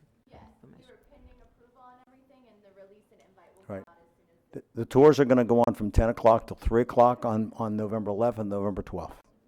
But we will send that out to all you, and we're gonna try and hopefully get this out. We couldn't do that till you approve it today, and hopefully it'll be in the newspaper. Thank you. Good morning, Council. My name is Chad McPhee, Special Projects Coordinator at the Marine Science Center. The Marine Science Center, we're very happy to be involved in this project. A couple of things that the Marine Science Center does with the Artificial Reef Project is that we educate the public about the benefits and ecological impacts of artificial reefs. And also, we've done a scientific analysis of the data from decades of diver surveys that have been conducted on the reef. As we've talked about, artificial reefs create habitat. That's well documented. And how do we know this? And it's from these decades of surveys that we've looked at. And one of the neat things that we've seen about these artificial reefs that we can imply to the Lady Philomena is that steel hull ships provide upwelling, where ocean currents that run across the bottom floor hit these steel hulled ships, and they actually cause these nutrients to come up into the water column, and these steel hull ships attract a certain type of species, these pelagic species like barracudas and king mackerels, these recreationally and commercially important species. So this is how this new artificial reef is going to be a benefit to our program. It's also very popular with divers. So when you look at the economic value of these artificial reefs, this is going to be another great place where divers can come and explore this program. One of the neat things about looking at different artificial reef designs is that some artificial reefs have benefits that others do not. For instance, steel hull ships with the open cargo bay don't really provide the complexity that some of our concrete materials and artificial reefs provide. So talking to Joe about this, and also with the artificial reef manager of the state, we looked into trying to add complexity to the steel hull ship. And this is where we came up with the idea to add these reef pyramids into the cargo bay of the ship. So when you see these reef pyramids, we hope that these reef pyramids invite and attract these smaller species of fish, that these reef pyramids will provide them a place to hide. And that should help increase the species diversity of these steel hull ships. We're very excited about this, and we're very excited to get down there and do some more surveys and see if this new design that is innovative in Florida will take hold and hold to the scientific theory. And that's it. Thank you very much. Thank you so much, Council. Any comments? Okay, at this time we'll go into public. Oh, Mr. Nolan. May I? You certainly may. Thank you. Outstanding. Chad, thank you very much. We have a close partnership with the Marine Science Center from a marine education and marine ecology standpoint, and they help guide our program. That's a photograph of the inside of the cargo bay of the Lady Philomena, 150-foot steel-hulled vessel, and we placed, this is the only in the state that I'm aware of, that we placed some prefab artificial reef concrete structures, tetrahedrons, some people refer to them as, and we've actually got them welded down to the deck in the cargo bay. And that is going to increase the surface area and the complexity and the reef habitat within the cargo bay. The state is really excited about this. They are off the charts jazzed about what's going to grow on those tetrahedrons and the steel hull, and we'll look at comparative analysis of the ecological impact of those. So this is an interesting, very interesting approach here. Something, again, that y'all I hope realize this is one of a kind that you're approved here, and this is visionary leadership and a very unique initiative. Let's see, Kate, thank you very much for that. We are going to let the public onto the ship, and we're safing it up. Believe me, the Road and Bridge Group, under the direction of Judy Grimm and their bridge folks, the welders, the bridge operations and manager Jeff Borden and his welding guy Jason, the welding wizard, are on the ship now, building stairs and safing it all up and rail wherever it needs to be, and making certain, and spray painting stuff yellow and making sure it's taped off. And we will carefully guide people through the ship. And it's very unique. It's been completely cleaned and gutted, right? When it was seized, it had everything on it. People were living on it, right? So it had to be completely cleaned and gutted of wiring, any paneling or wood or insulation, hydraulic fluid, fuels, and other toxic substances were scoured out under pressure steam, right? This is what you have to do for ocean disposal. So an incredible amount of effort went into there with our marine contractor, McCully Marine Services in Fort Pierce. So it's a clean vessel, and it's ready for reefing, and it's very unique.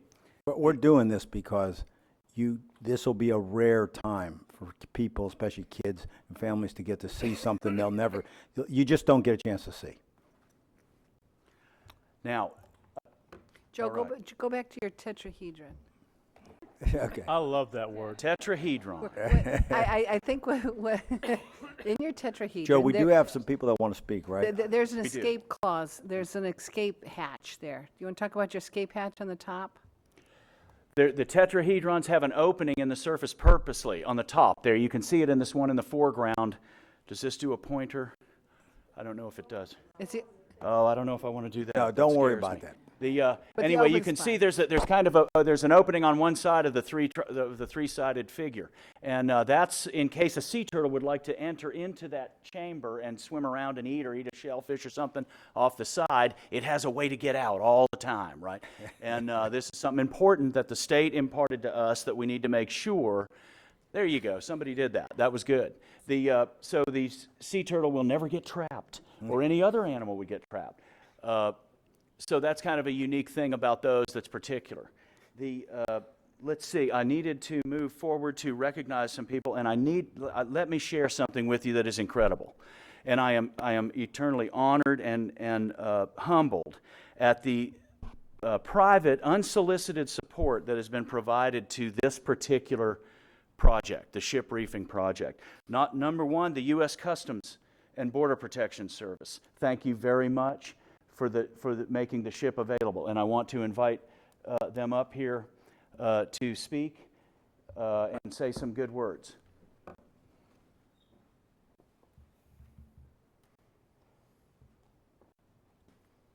Good morning, all. U.S. Customs and Border Protection is responsible for facilitating legitimate trade and travel while protecting the United States against those set out to do us harm. We also engage the community on special projects. My name is Michael Silva, and I am the Public Affairs and Community Liaison for U.S. Customs and Border Protection.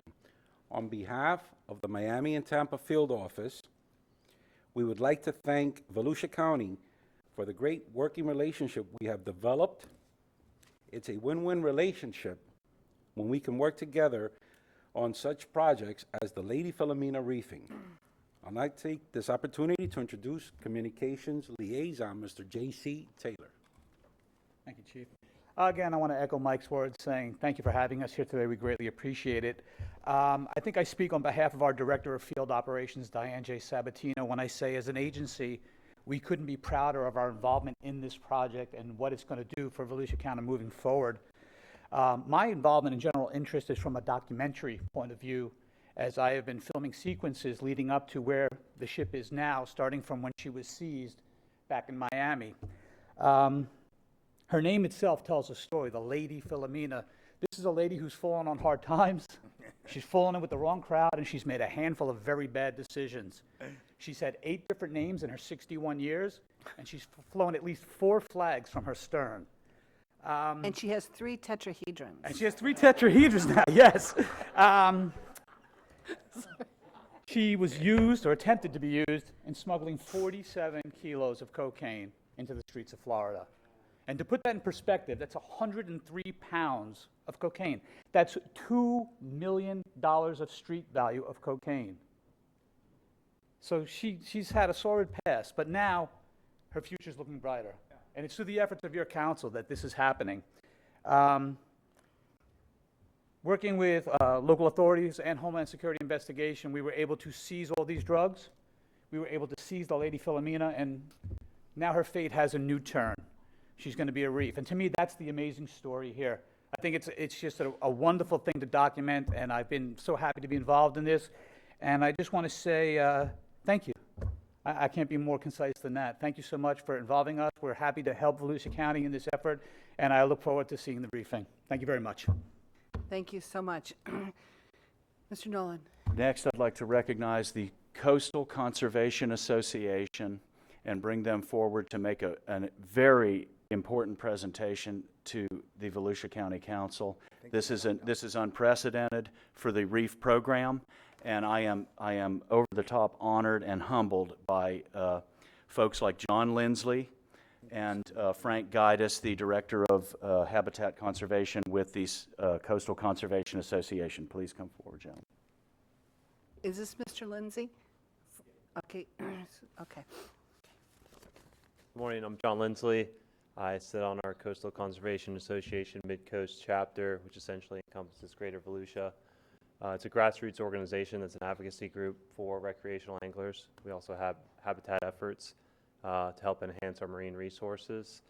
I would like to thank Joe Nolan for his efforts on this because it's truly an awesome project. Frank Guidis. There's so many aspects of this artificial reef program that are beneficial to Volusia County. I can tell you that the Volusia Reef System, as an avid angler in the area, starts the natural reef program at the natural reef areas are 15 to 17 miles out. So this provides relief on those natural areas from a recreational angler standpoint. In addition to that, it's also great for kids. I mean, we were talking about the ramp system and picking up trash and things like that and teaching our children to be stewards of our marine resources. Well, this is a great example of a way to get children out there because these reefs of 1 mile to 9 miles, it's realistic to take a 6-year-old on a half-day trip compared to a full day. So I wanted to thank you all for the opportunity, and we're looking forward to partnering with you all on this. Wonderful. Again, I just wanted to add that on behalf of the Coastal Conservation Association and our National Habitat Program, the Building Conservation Trust, we're donating $25,000 to this project, and we're extremely, extremely happy to be part of this. We do this work all over the state, and I can tell you right now, Volusia County, Joe Nolan and the Volusia County staff are just a well-oiled machine. What they're doing is incredible. They know what they're doing. They're very professional in what they do, and they've been extremely accommodating to helping us through the whole process. So we're just proud to be a partner. Thank you. Wonderful. Thank you so much, Frank. That is outstanding.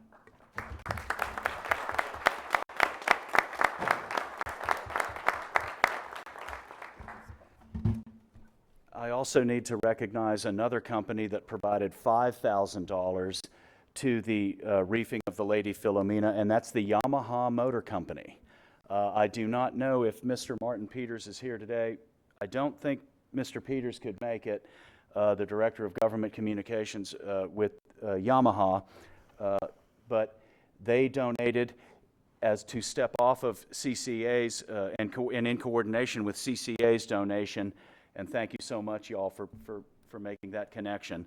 Yamaha provided a $5,000 check for this project. That was unprecedented for the REEF program and amazing to me. Thank you so much, both of you. I really appreciate it. John really brought this thing together. John has been on me for about 3 years now, saying, Joe, we want to get involved, right? We want to be there and financially support it, right? And we couldn't find a way. We were struggling for a while to find the right project. And then this one landed, and John really made things happen. And Frank, thank you so much, and please thank Teresa on our behalf as well. This is a wonderful opportunity. I'm so proud to bring this forward to the County Council.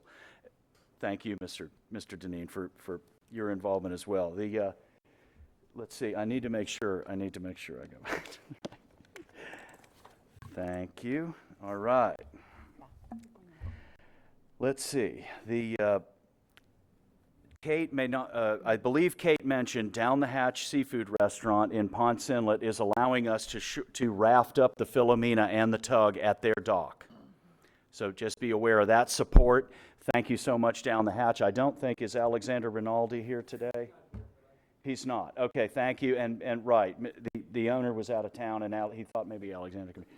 Okay, but thank you so much to Down the Hatch. I wanted to recognize them. And now I want to really recognize the Halifax Sport Fishing Club and ask Mr. Randy Beardsley, the president, to come forward. Please, thank you. Outstanding. And he's on a slip as well, Ms. Stennis. Good afternoon. Thank you. Some of you I've met before. My name's Randy Beardsley. I'm the president of the Halifax Sport Fishing Club, located in Port Orange, Florida. Actually, this August, we celebrated our 50th anniversary. So we've been around for a little while, yes. I do at one point recognize some of our board of directors are here, which I'll just name. Jesse Jones, he is our tournament director. Dave Breidenbaugh. You can have them stand up. Yeah. Jesse. Will Evans, he's our vice president. I have Dave Breidenbaugh, he's our treasurer. I also have, Fred Perrick, he is our hospitality director. He's one of the most important. I also have Heather and Jim Shear. Heather is our head of our Kids Can Fish 2 program, which is the reef program supports, which I'll detail a little bit.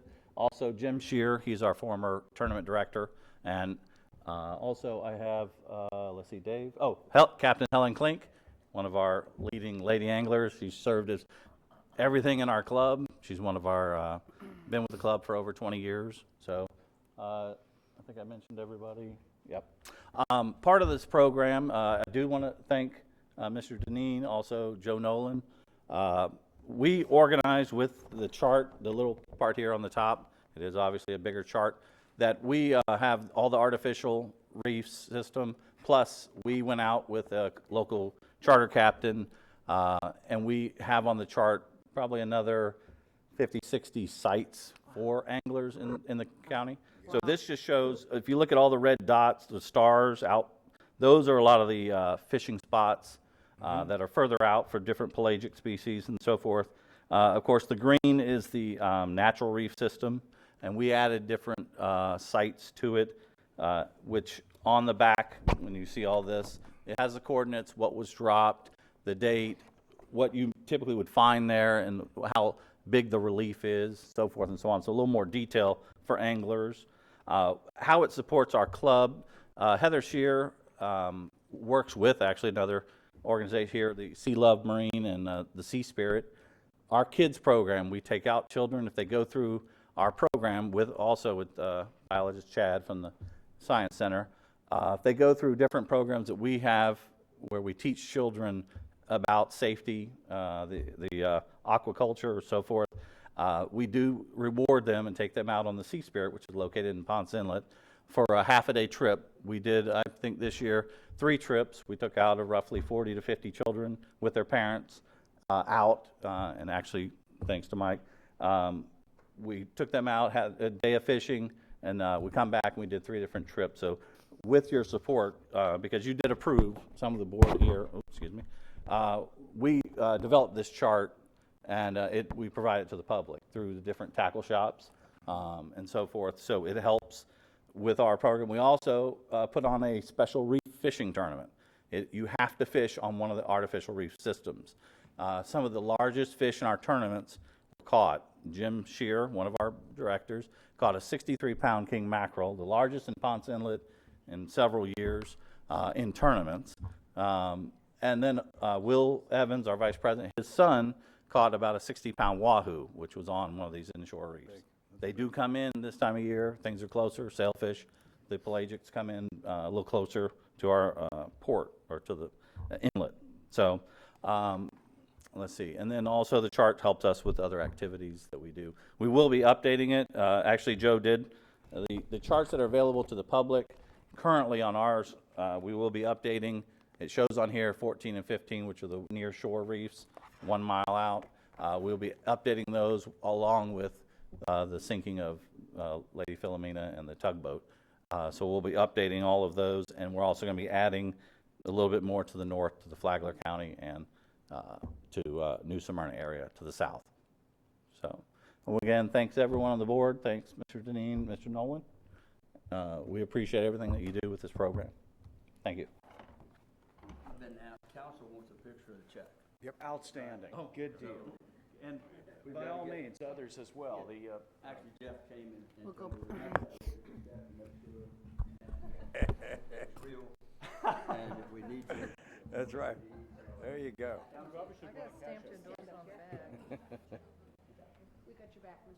We got your back.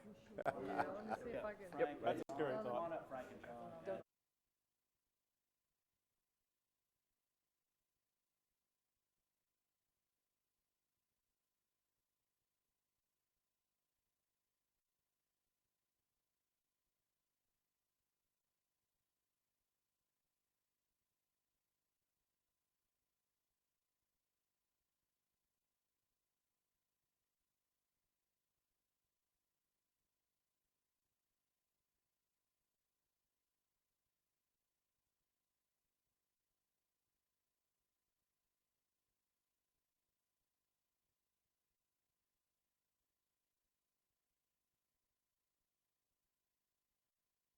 She'll cash it for us.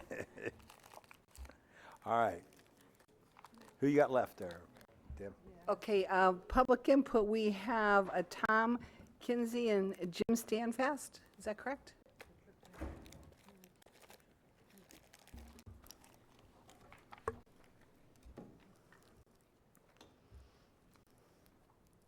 Good morning. Good morning.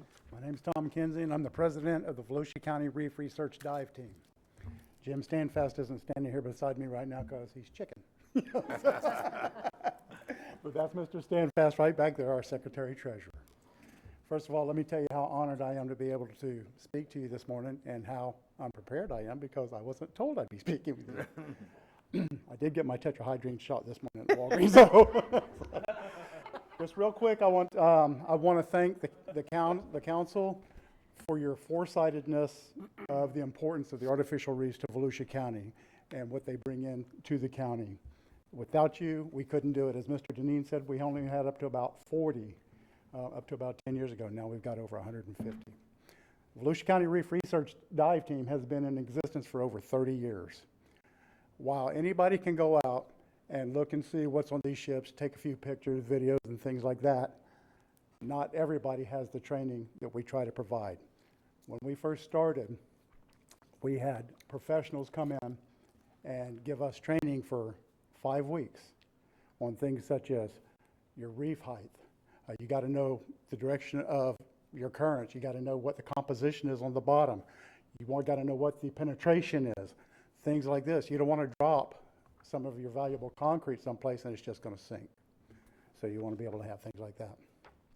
One of the other more important things that we do also is in the field of the ecology. You can't see what's below the surface if you're not a diver. Our divers, we stress at every meeting, if you're down there, you see something, you can get it off the reef. If it doesn't belong there without hurting the reef, please take it. Our divers have come across ropes, lines, things like that that entangle our wildlife out there that just, it destroys it. So I'm probably not going to take up my whole 3 minutes here, but once again, I did want to let you know that we appreciate you. We're glad you're on our side. Mr. Deneen, Mr. Nolan, the Coastal Division, and that's all I've got to say. Thank you very much. Thank you. Now, was that Keith or not? Was that Keith? Oh, wait. Keith Sterner? Keith?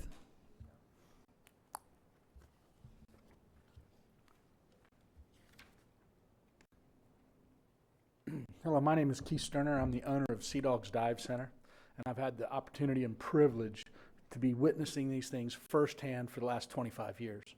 I came to this county as a teenager to go to Embry-Riddle, fell in love with it, raised my family here, have no intentions on leaving. I think you have the best program in the world, and I think you need to beat the drum.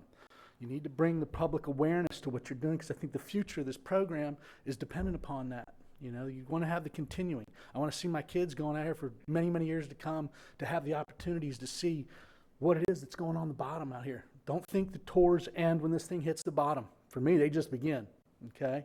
And the amazing things that I have seen on these wrecks over the years, I hope you can get the contagious enthusiasm that I feel.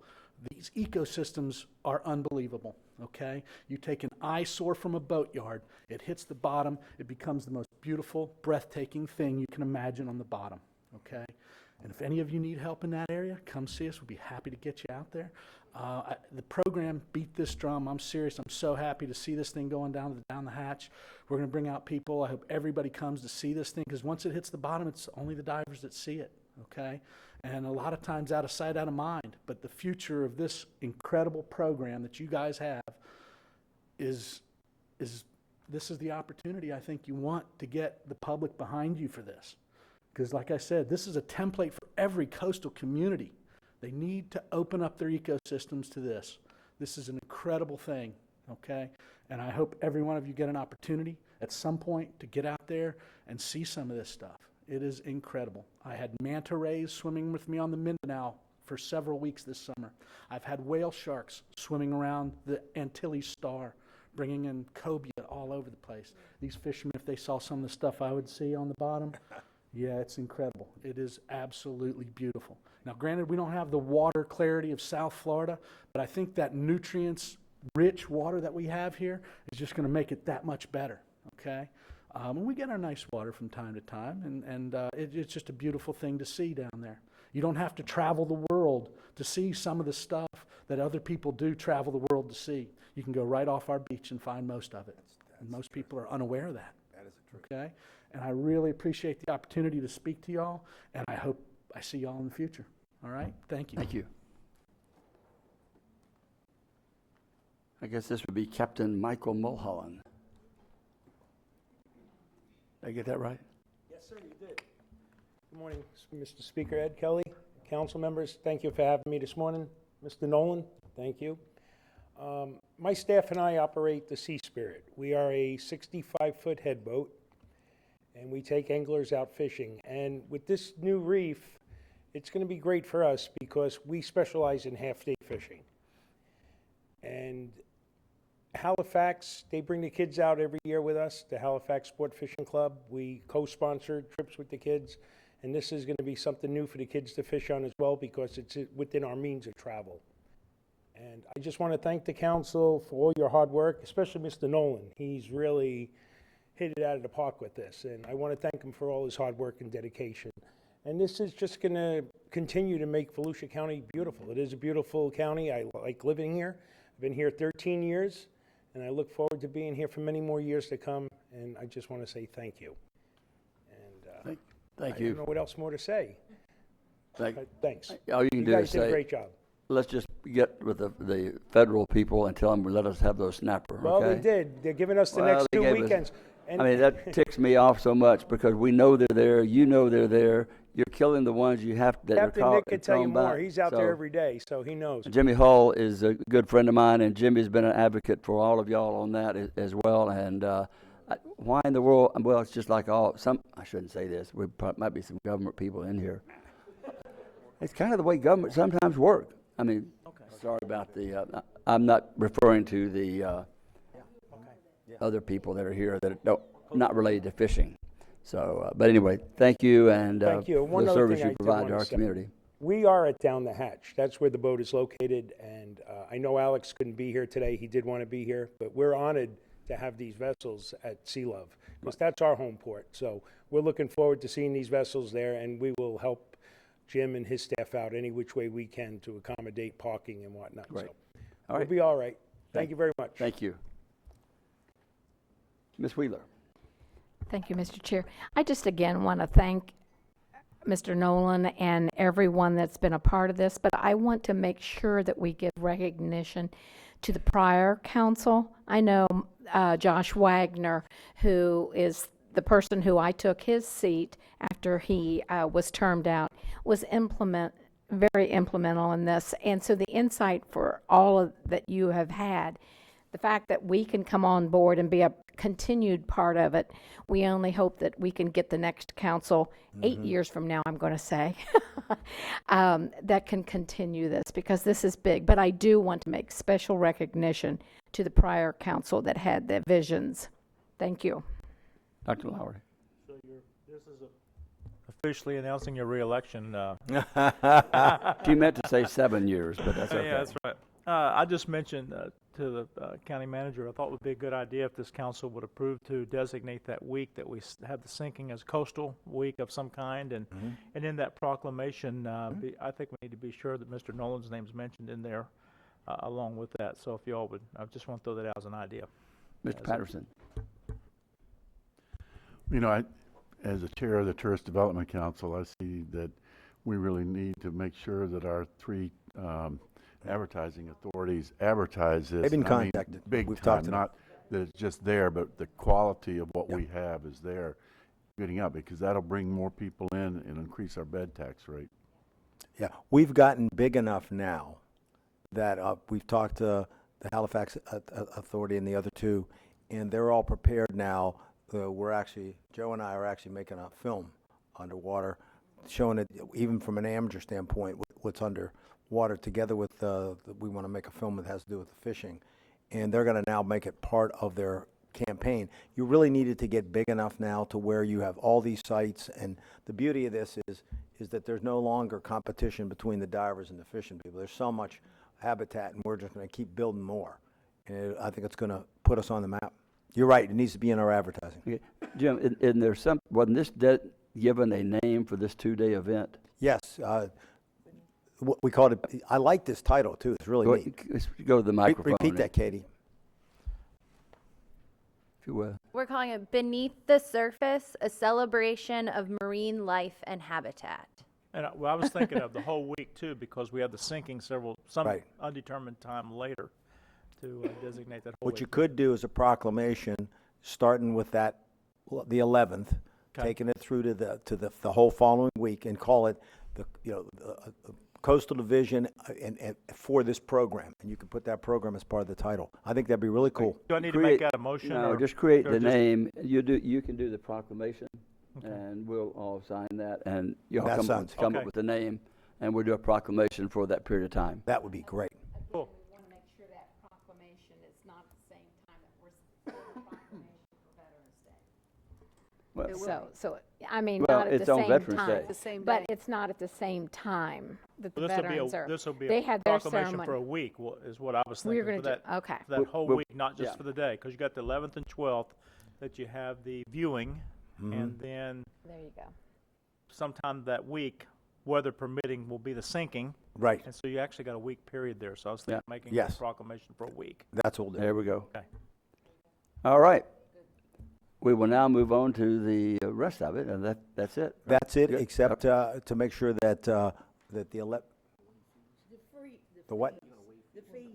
Yeah, they have to. The only thing you have to do is you have to officially waive the fees for the Marine Science Center and for the park for those 2 days, and then just give us the go-ahead that everything looks good for the 11th, 12th, and we'll take care of it from there. So moved. I was just going to say, didn't you make that?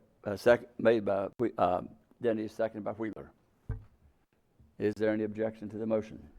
Hearing none, the motion carries unanimously, and we now will move on to item number 11.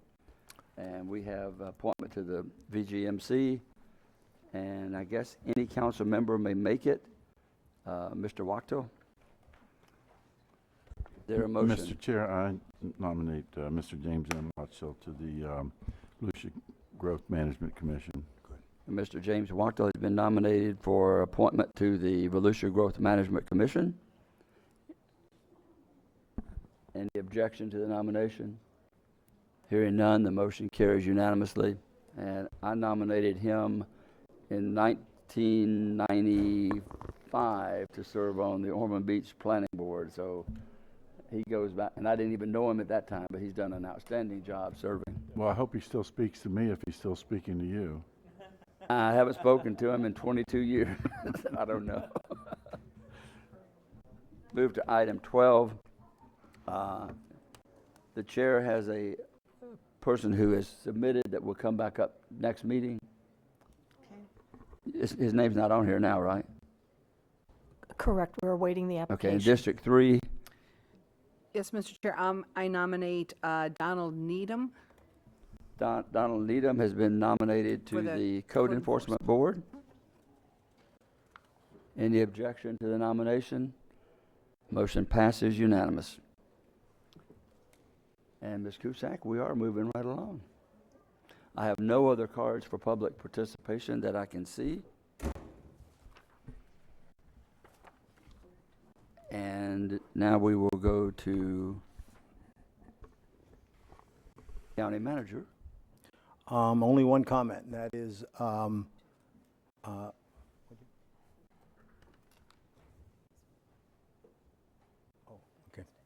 just two quick things. One, I want to thank the council for their support of this program, and I really do think the more we get out in front of the public, they'll understand.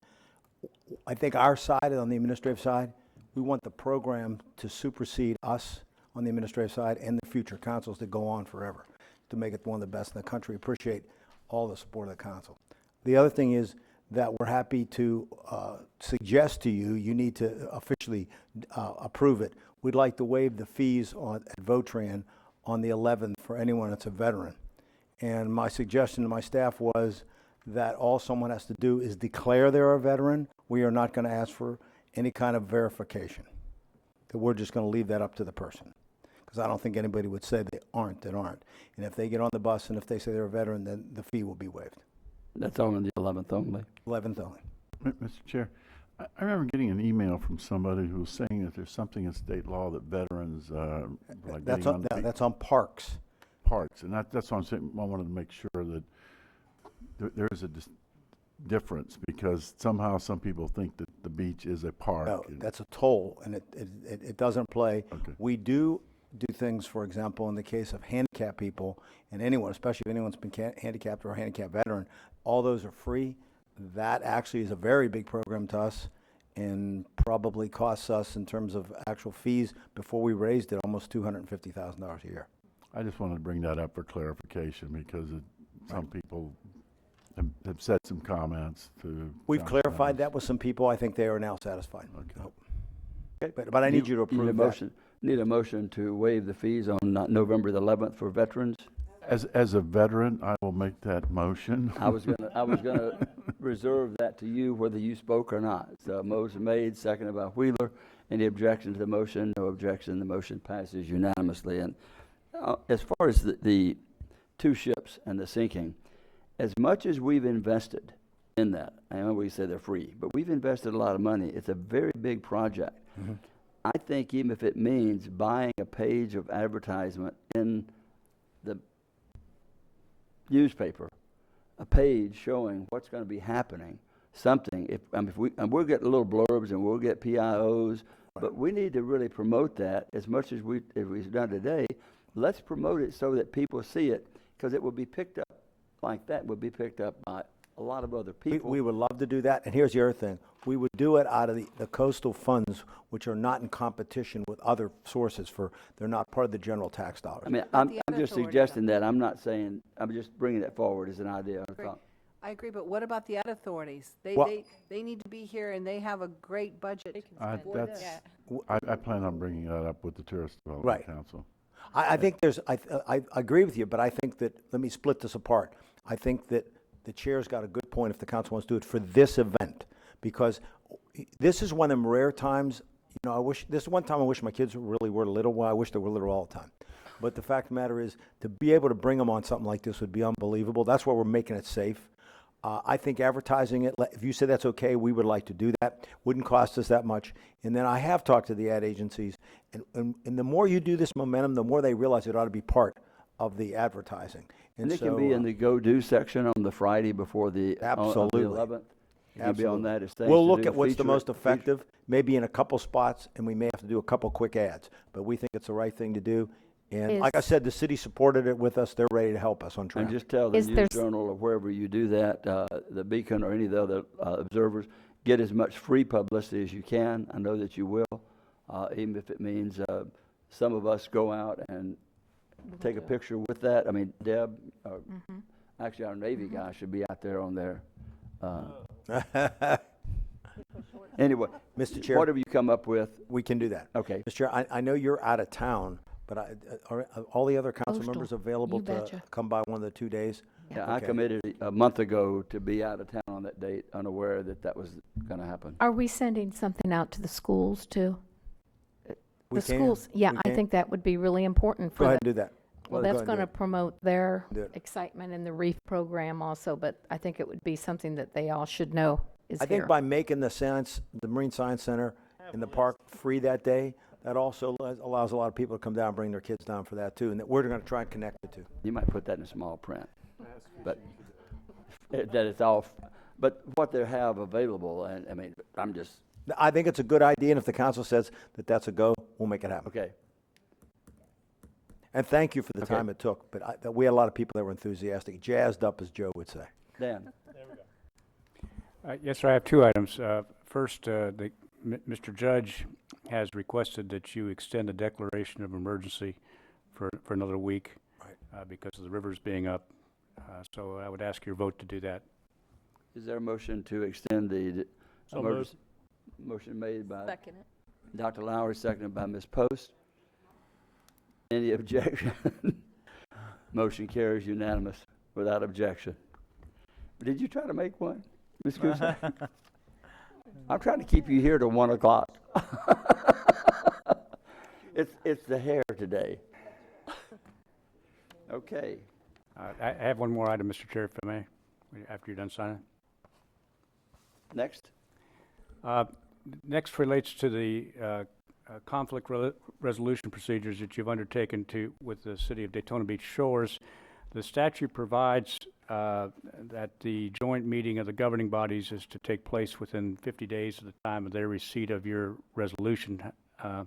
However, we extended the time for the managers to meet by 3 weeks or so to accommodate the shores and have just one meeting. After that date, the manager or the city's attorney, or both, are gone for the next 3 weeks and Thanksgiving is one of those weeks. So we need to have some dates in December that would be amenable to the council and perhaps to the shores, so we can suggest a meeting date. Perhaps, I don't know if you would care to if you'd rather do it on a Friday, or if you'd rather do it the second Thursday in December. We had thought about trying to do it next week, late in the day, because we anticipate it to be a fairly short agenda, or the following Friday morning, the 17th. But those don't work if for no other reason than because Mr. Group won't be available. There's also the requirement. This is a little bit like a jigsaw puzzle. There's a requirement to give 10 days advertisement. So if you could express your preference for dates, then we'll try to coordinate with the shores and see if they can match up. The 50 days can be extended by joint written agreement with the parties, and I assume that the shores would do that because actually they've canceled their second meeting in November, so it looks like that they wanted to not meet during Thanksgiving. Did you say we're canceling our second meeting in? Shores is. Oh, So no. they were, so December. they appeared not to want to meet late in November anyway. So if you could express your preferences for dates in December, so we can offer that to the shores. Or do you want to send us an email with specific dates, or us to send specific dates to you? Do you all have a preference that would this second Thursday, what is your general preferences to days or times? The entire Mornings. council needs to be there? The whole council. Whole council.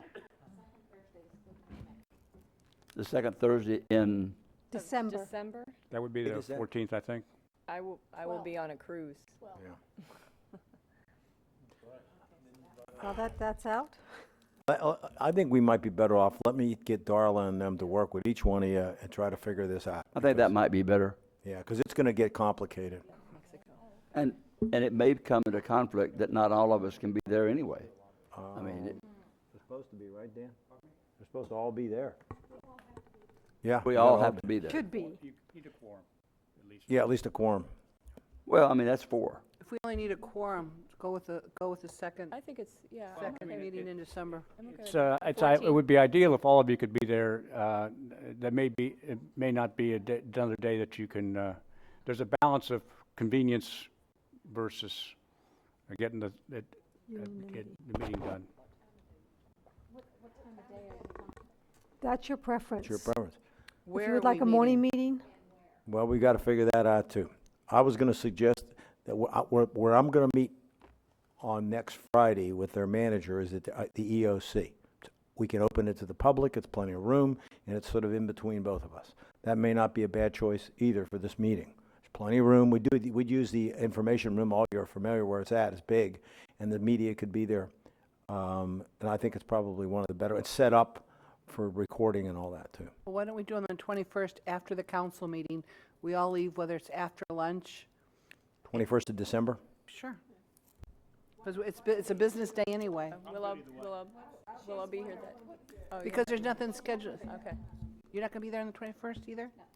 So we're going back to the 14th. No. Well, I'm thinking if we're out for a work day, we're out for a work day, but I don't care. Let's do the 14th The first and be done. The first meeting in December, is that the first meeting in No, the December? 7th is the first meeting. Okay, so the, meeting on That's that. the week in between the council meetings.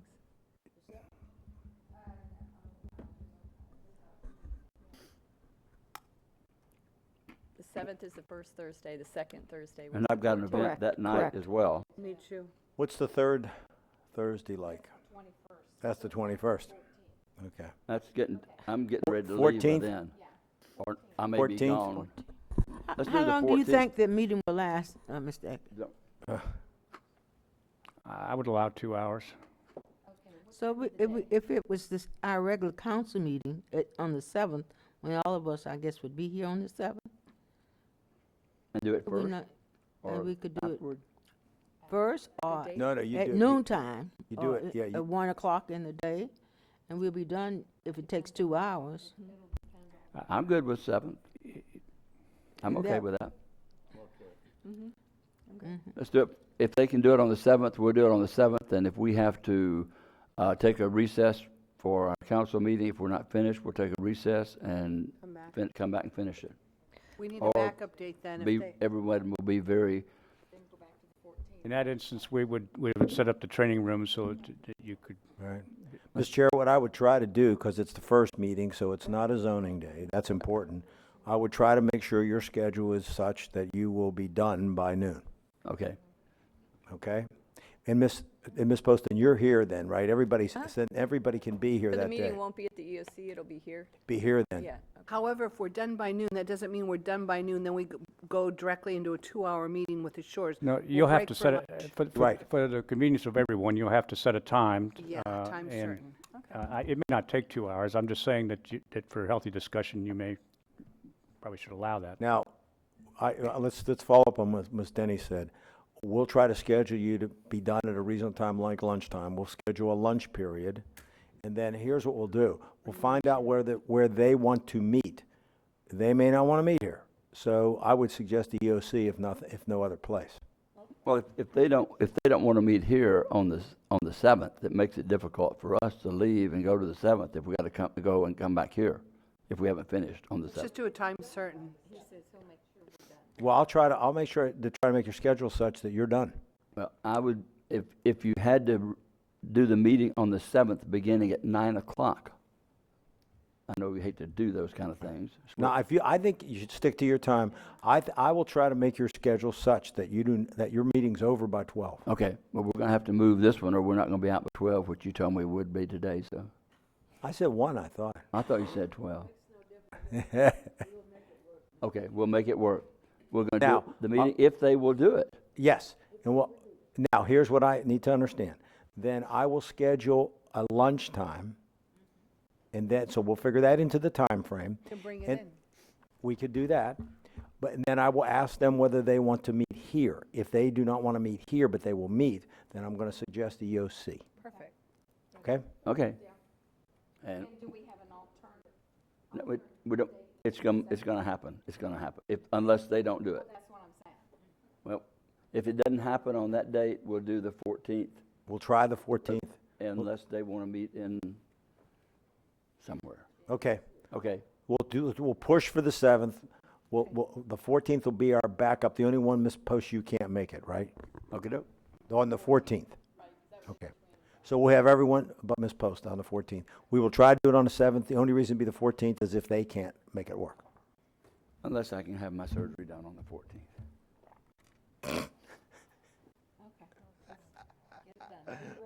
I'm ready. And, Ms. Cusack, I'm going to take the liberty of having go to you first for closing comments. Thank you, Mr. Chair, but I have no comment. Thank you.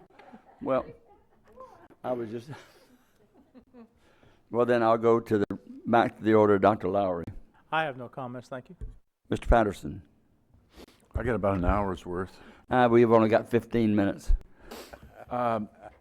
Real quick, last week I was in Baltimore for the Smart Transit conference up there. It was 2 days. It was fantastic, and it's amazing what is going on in transportation. And if you got an hour, I'll tell you about it. Yesterday was a Sunrail Commission workshop. They are doing a very good job of ignoring us. Yeah.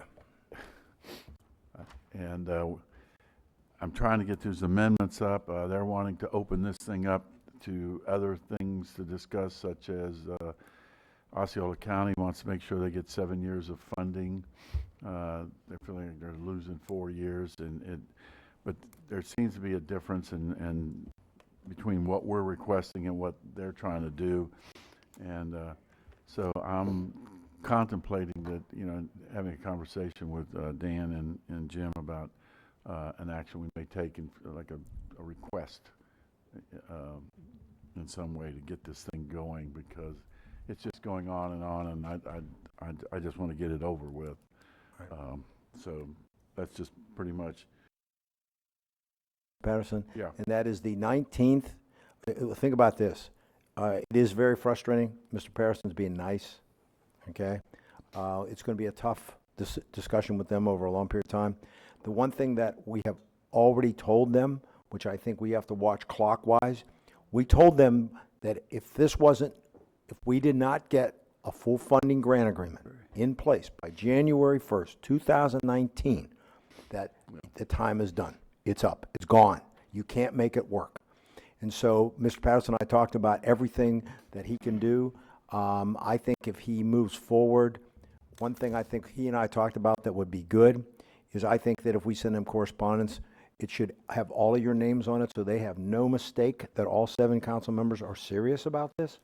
And number 2, I think we have a window that we can try, but by January 1, 2019, if we do not get this resolved, one way or the other, or get the full funding grant agreement, I think you've run out of time on that extra phase. We've told them that. And at that point, I think our whole strategy might have to change. Am I saying that, Mr. Patterson? That is correct. I think we may have to do some serious thinking here about how to handle it from there. I kind of put a thread out yesterday that since everything requires a unanimous decision, there are things they want to do that I could stop it, which, they know that come 2021, it's going to happen. And I don't want us in 2021 to be looking at paying for things that we're not getting. That's what's really bothering me. And I don't know why. We've been sitting here since, February that we put these amendments together. They've just been sitting there. And that's what's really frustrating to me, is just to be ignored for this period of time.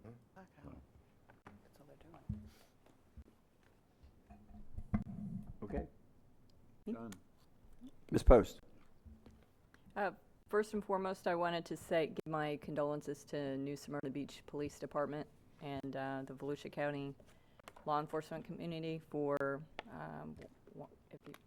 if many of you haven't heard, they had an officer that was killed in a traffic crash recently. So definitely wanted to do that. There has been, I've gotten quite a few citizens that have reached out, referenced Bicentennial Park in Ormond. They've been seeing some clearing of brush there, and so I wanted to make note that the county is holding a meeting Tuesday night, November 7th at 6 p.m., and it will be at Bicentennial Park. And so any residents that want to come and voice their opinions about any changes that are going on out there, they can certainly feel free to come and do that. If you cannot attend that meeting, you can feel free to email me at hpost@volusia.org, and your opinion will be recognized. Is that relative to the expansion at the dog park? It is. Yes. Yes. Because I had one individual at the very beginning of the year, even before I think we took office, that was complaining about what was proposed to be done, complaining about gopher tortoises might be there. Right. And then the work project was stopped. So I'll give a very quick 1 or 2 sentence summation, but it's 2014, October 23rd, 2014, there was a public meeting up there, and the public requested 3 things, and they've gotten 2 of those things done, year by year with the budgeting. Who held the public meeting? The county. Mm-hmm. Mm-hmm. And this is the 3rd thing, which is the expanding the area for the large dogs to run in the dog park. Now it appears to be public opinion that no one wants anything disturbed, and they do not want it expanded. So I've talked with Tim Bailey at length, and Chris with land management, and if the public up there does not want that to be done, then we'll certainly. No, I wouldn't say if they don't want it, we won't do it, because they're not the ones that, I mean, Here's what we'll have- Here's what we'll have to. That's actually the. Here's what we have to do, is the council in 16 made the final decision. They approved the shelters they were going to build. They approved this place for the ADA. The ADA. And everyone agreed at that point that they wanted, because they cannot keep the turf alive, and there's too small for all the dogs, was to expand it. And this was the year when they had enough money, and it's a maintenance thing now. It's like 10 grand to go out there and start cutting. As soon as they start cutting it, now we got complaints. So Tim's meeting with them. Ms. Post is going to go out there. It's her district, to hear what people have to say. If they all of a sudden now have changed their opinion, then we will have to bring it back to the council and get direction on what you want us to do. But the whole reason it was being done was that is what the public requested at that time. That was a few years ago. So if public opinion has changed, then we can certainly. And what they requested then, given what Tim's dealing with, made a lot of sense, because it was all about the dogs and having more room. Well, if they've changed their mind, then I need to bring that back to you and get some direction on what you'd like us to do. There was one woman that complained about the change, and she's probably the one that's organized the antis, is all I'm saying. And I will tell you, if it comes back to us, Tim followed everything on gopher tortoises and all that. So any of those arguments are not true. All of the environmental stuff. We went down point by point by point with FWC. Every I was dotted, every T was crossed. But that'll the meeting is being held so that any questions can be answered to the But public. I don't want, just so that none of us is speaking for the council. Right. And if it comes back to us, it will be up to us to decide. So I don't want them to be misled that we may not do it just because they don't want it. Right. No, at this point, And be aware that it Mr. can Chair, come back. all we're doing is Tim's doing this, and I think it's appropriate Ms. Post, she's just hearing what they say. We're just trying to understand, is it 1 or 2 people, and do they understand what we're doing? And once Tim explains it all, it might be, okay, now we understand. He shows them all the environmental stuff's taken care of. If we think we're going to run into a problem, then we had planned, I already talked to Ms. Post, we planned on bringing it back to the council. Okay. My point with that was just that to ensure that the public understood that the reason it was being done was because that was the public request at that time. Yeah. Okay. Okay. Also, the next meeting on November 16th, I will not be here for that meeting. FAC is having their legislative conference, and so I'm looking forward to attending that. I also Who's having it? FAC, the Florida Association of Counties. Okay. their legislative conference. I also wanted to point out the Daytona Regional Chamber of Commerce had their annual awards luncheon, and they noted 2 small business awards for the year, All Aboard Storage and Social Advisors. And I think it's really important to highlight them because, as Rob Earhart was saying earlier, that 90% of businesses in Volusia County are small business, and we need to support those businesses. So kudos to them. And that's all I had. Okay, Ms. Wheeler. I'm good. Ms. Dennis, it's you and me. No, I have no comment other than when we set our calendars every year at the beginning of the year, we line it up with Florida Association of Counties with the meetings.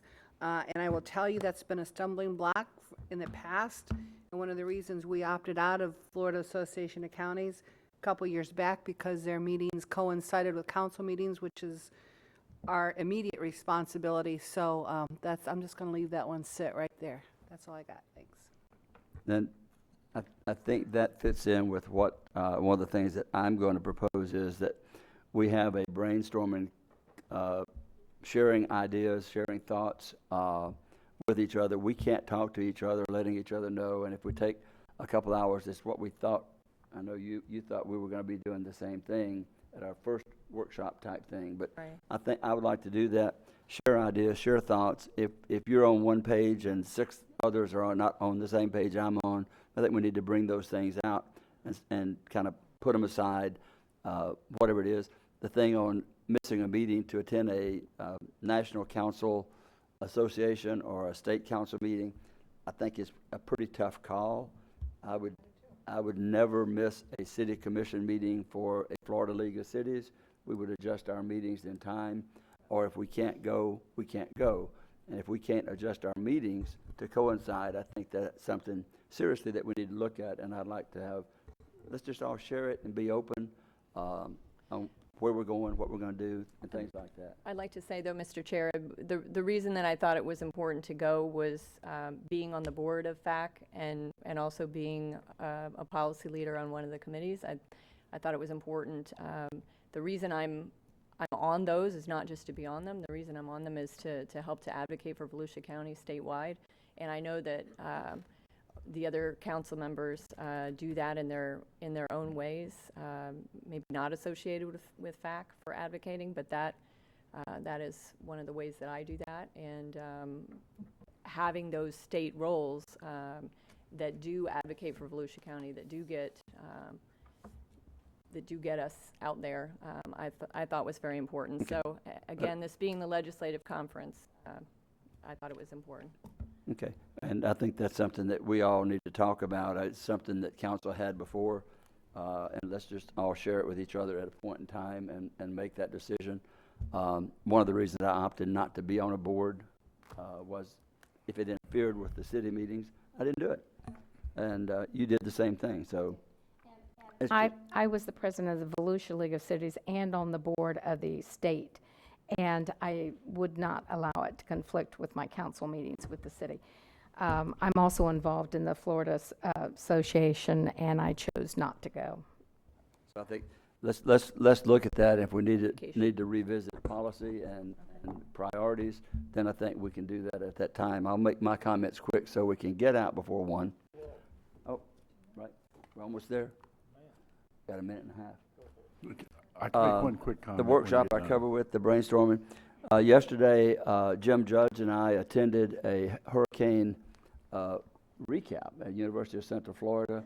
They had the replacement for Dr. Jim Gray, I believe, the Colorado State hurricane expert, known all over. His replacement was there. He wasn't there. But it was a great recap. The Region 5 director or assistant director for FEMA was there, as well as people from insurance industry and so forth. And actually we shared, as a round table, maybe 20 people discussing, so we got to share thoughts. FEMA even made a note of one of the things that I commented on, that was that on the trash removal, why can't they do a hybrid of what they're requiring now and allow to look at a blending of the pickup where we don't have to go through their process that they've created, which is time consuming. And he made a note of it. Now, how far that goes, I don't know, but if nobody told him. And so we discussed other issues. There will be about 8 or 10 white papers that will be written, which we'll all get copies of, a recap of the meeting, the sharing of ideas, what went well, what didn't go well. And I think you'll be surprised what others feel from all over Central Florida about the effects of the hurricane and the follow-up. And other than that, we will adjourn Mr. at Chair. 12:59. We're adjourned. Mr. Chair. I'm sorry, Pat. One quick, somebody weaseled out on the pig purchase, so I'll be doing that at the county fair. The meat will be donated on behalf of the county to the Halifax Urban Ministries, and that's it. Cool. Mr. Chair, just to remind the council, we will be meeting with, our team will be meeting with the deputies union tomorrow at 9 o'clock. And hopefully something good can come from that. We hope. Now we're adjourned. Mr. Chair, No, we're not. Just real quick, because I'm really glad you brought that up about FEMA.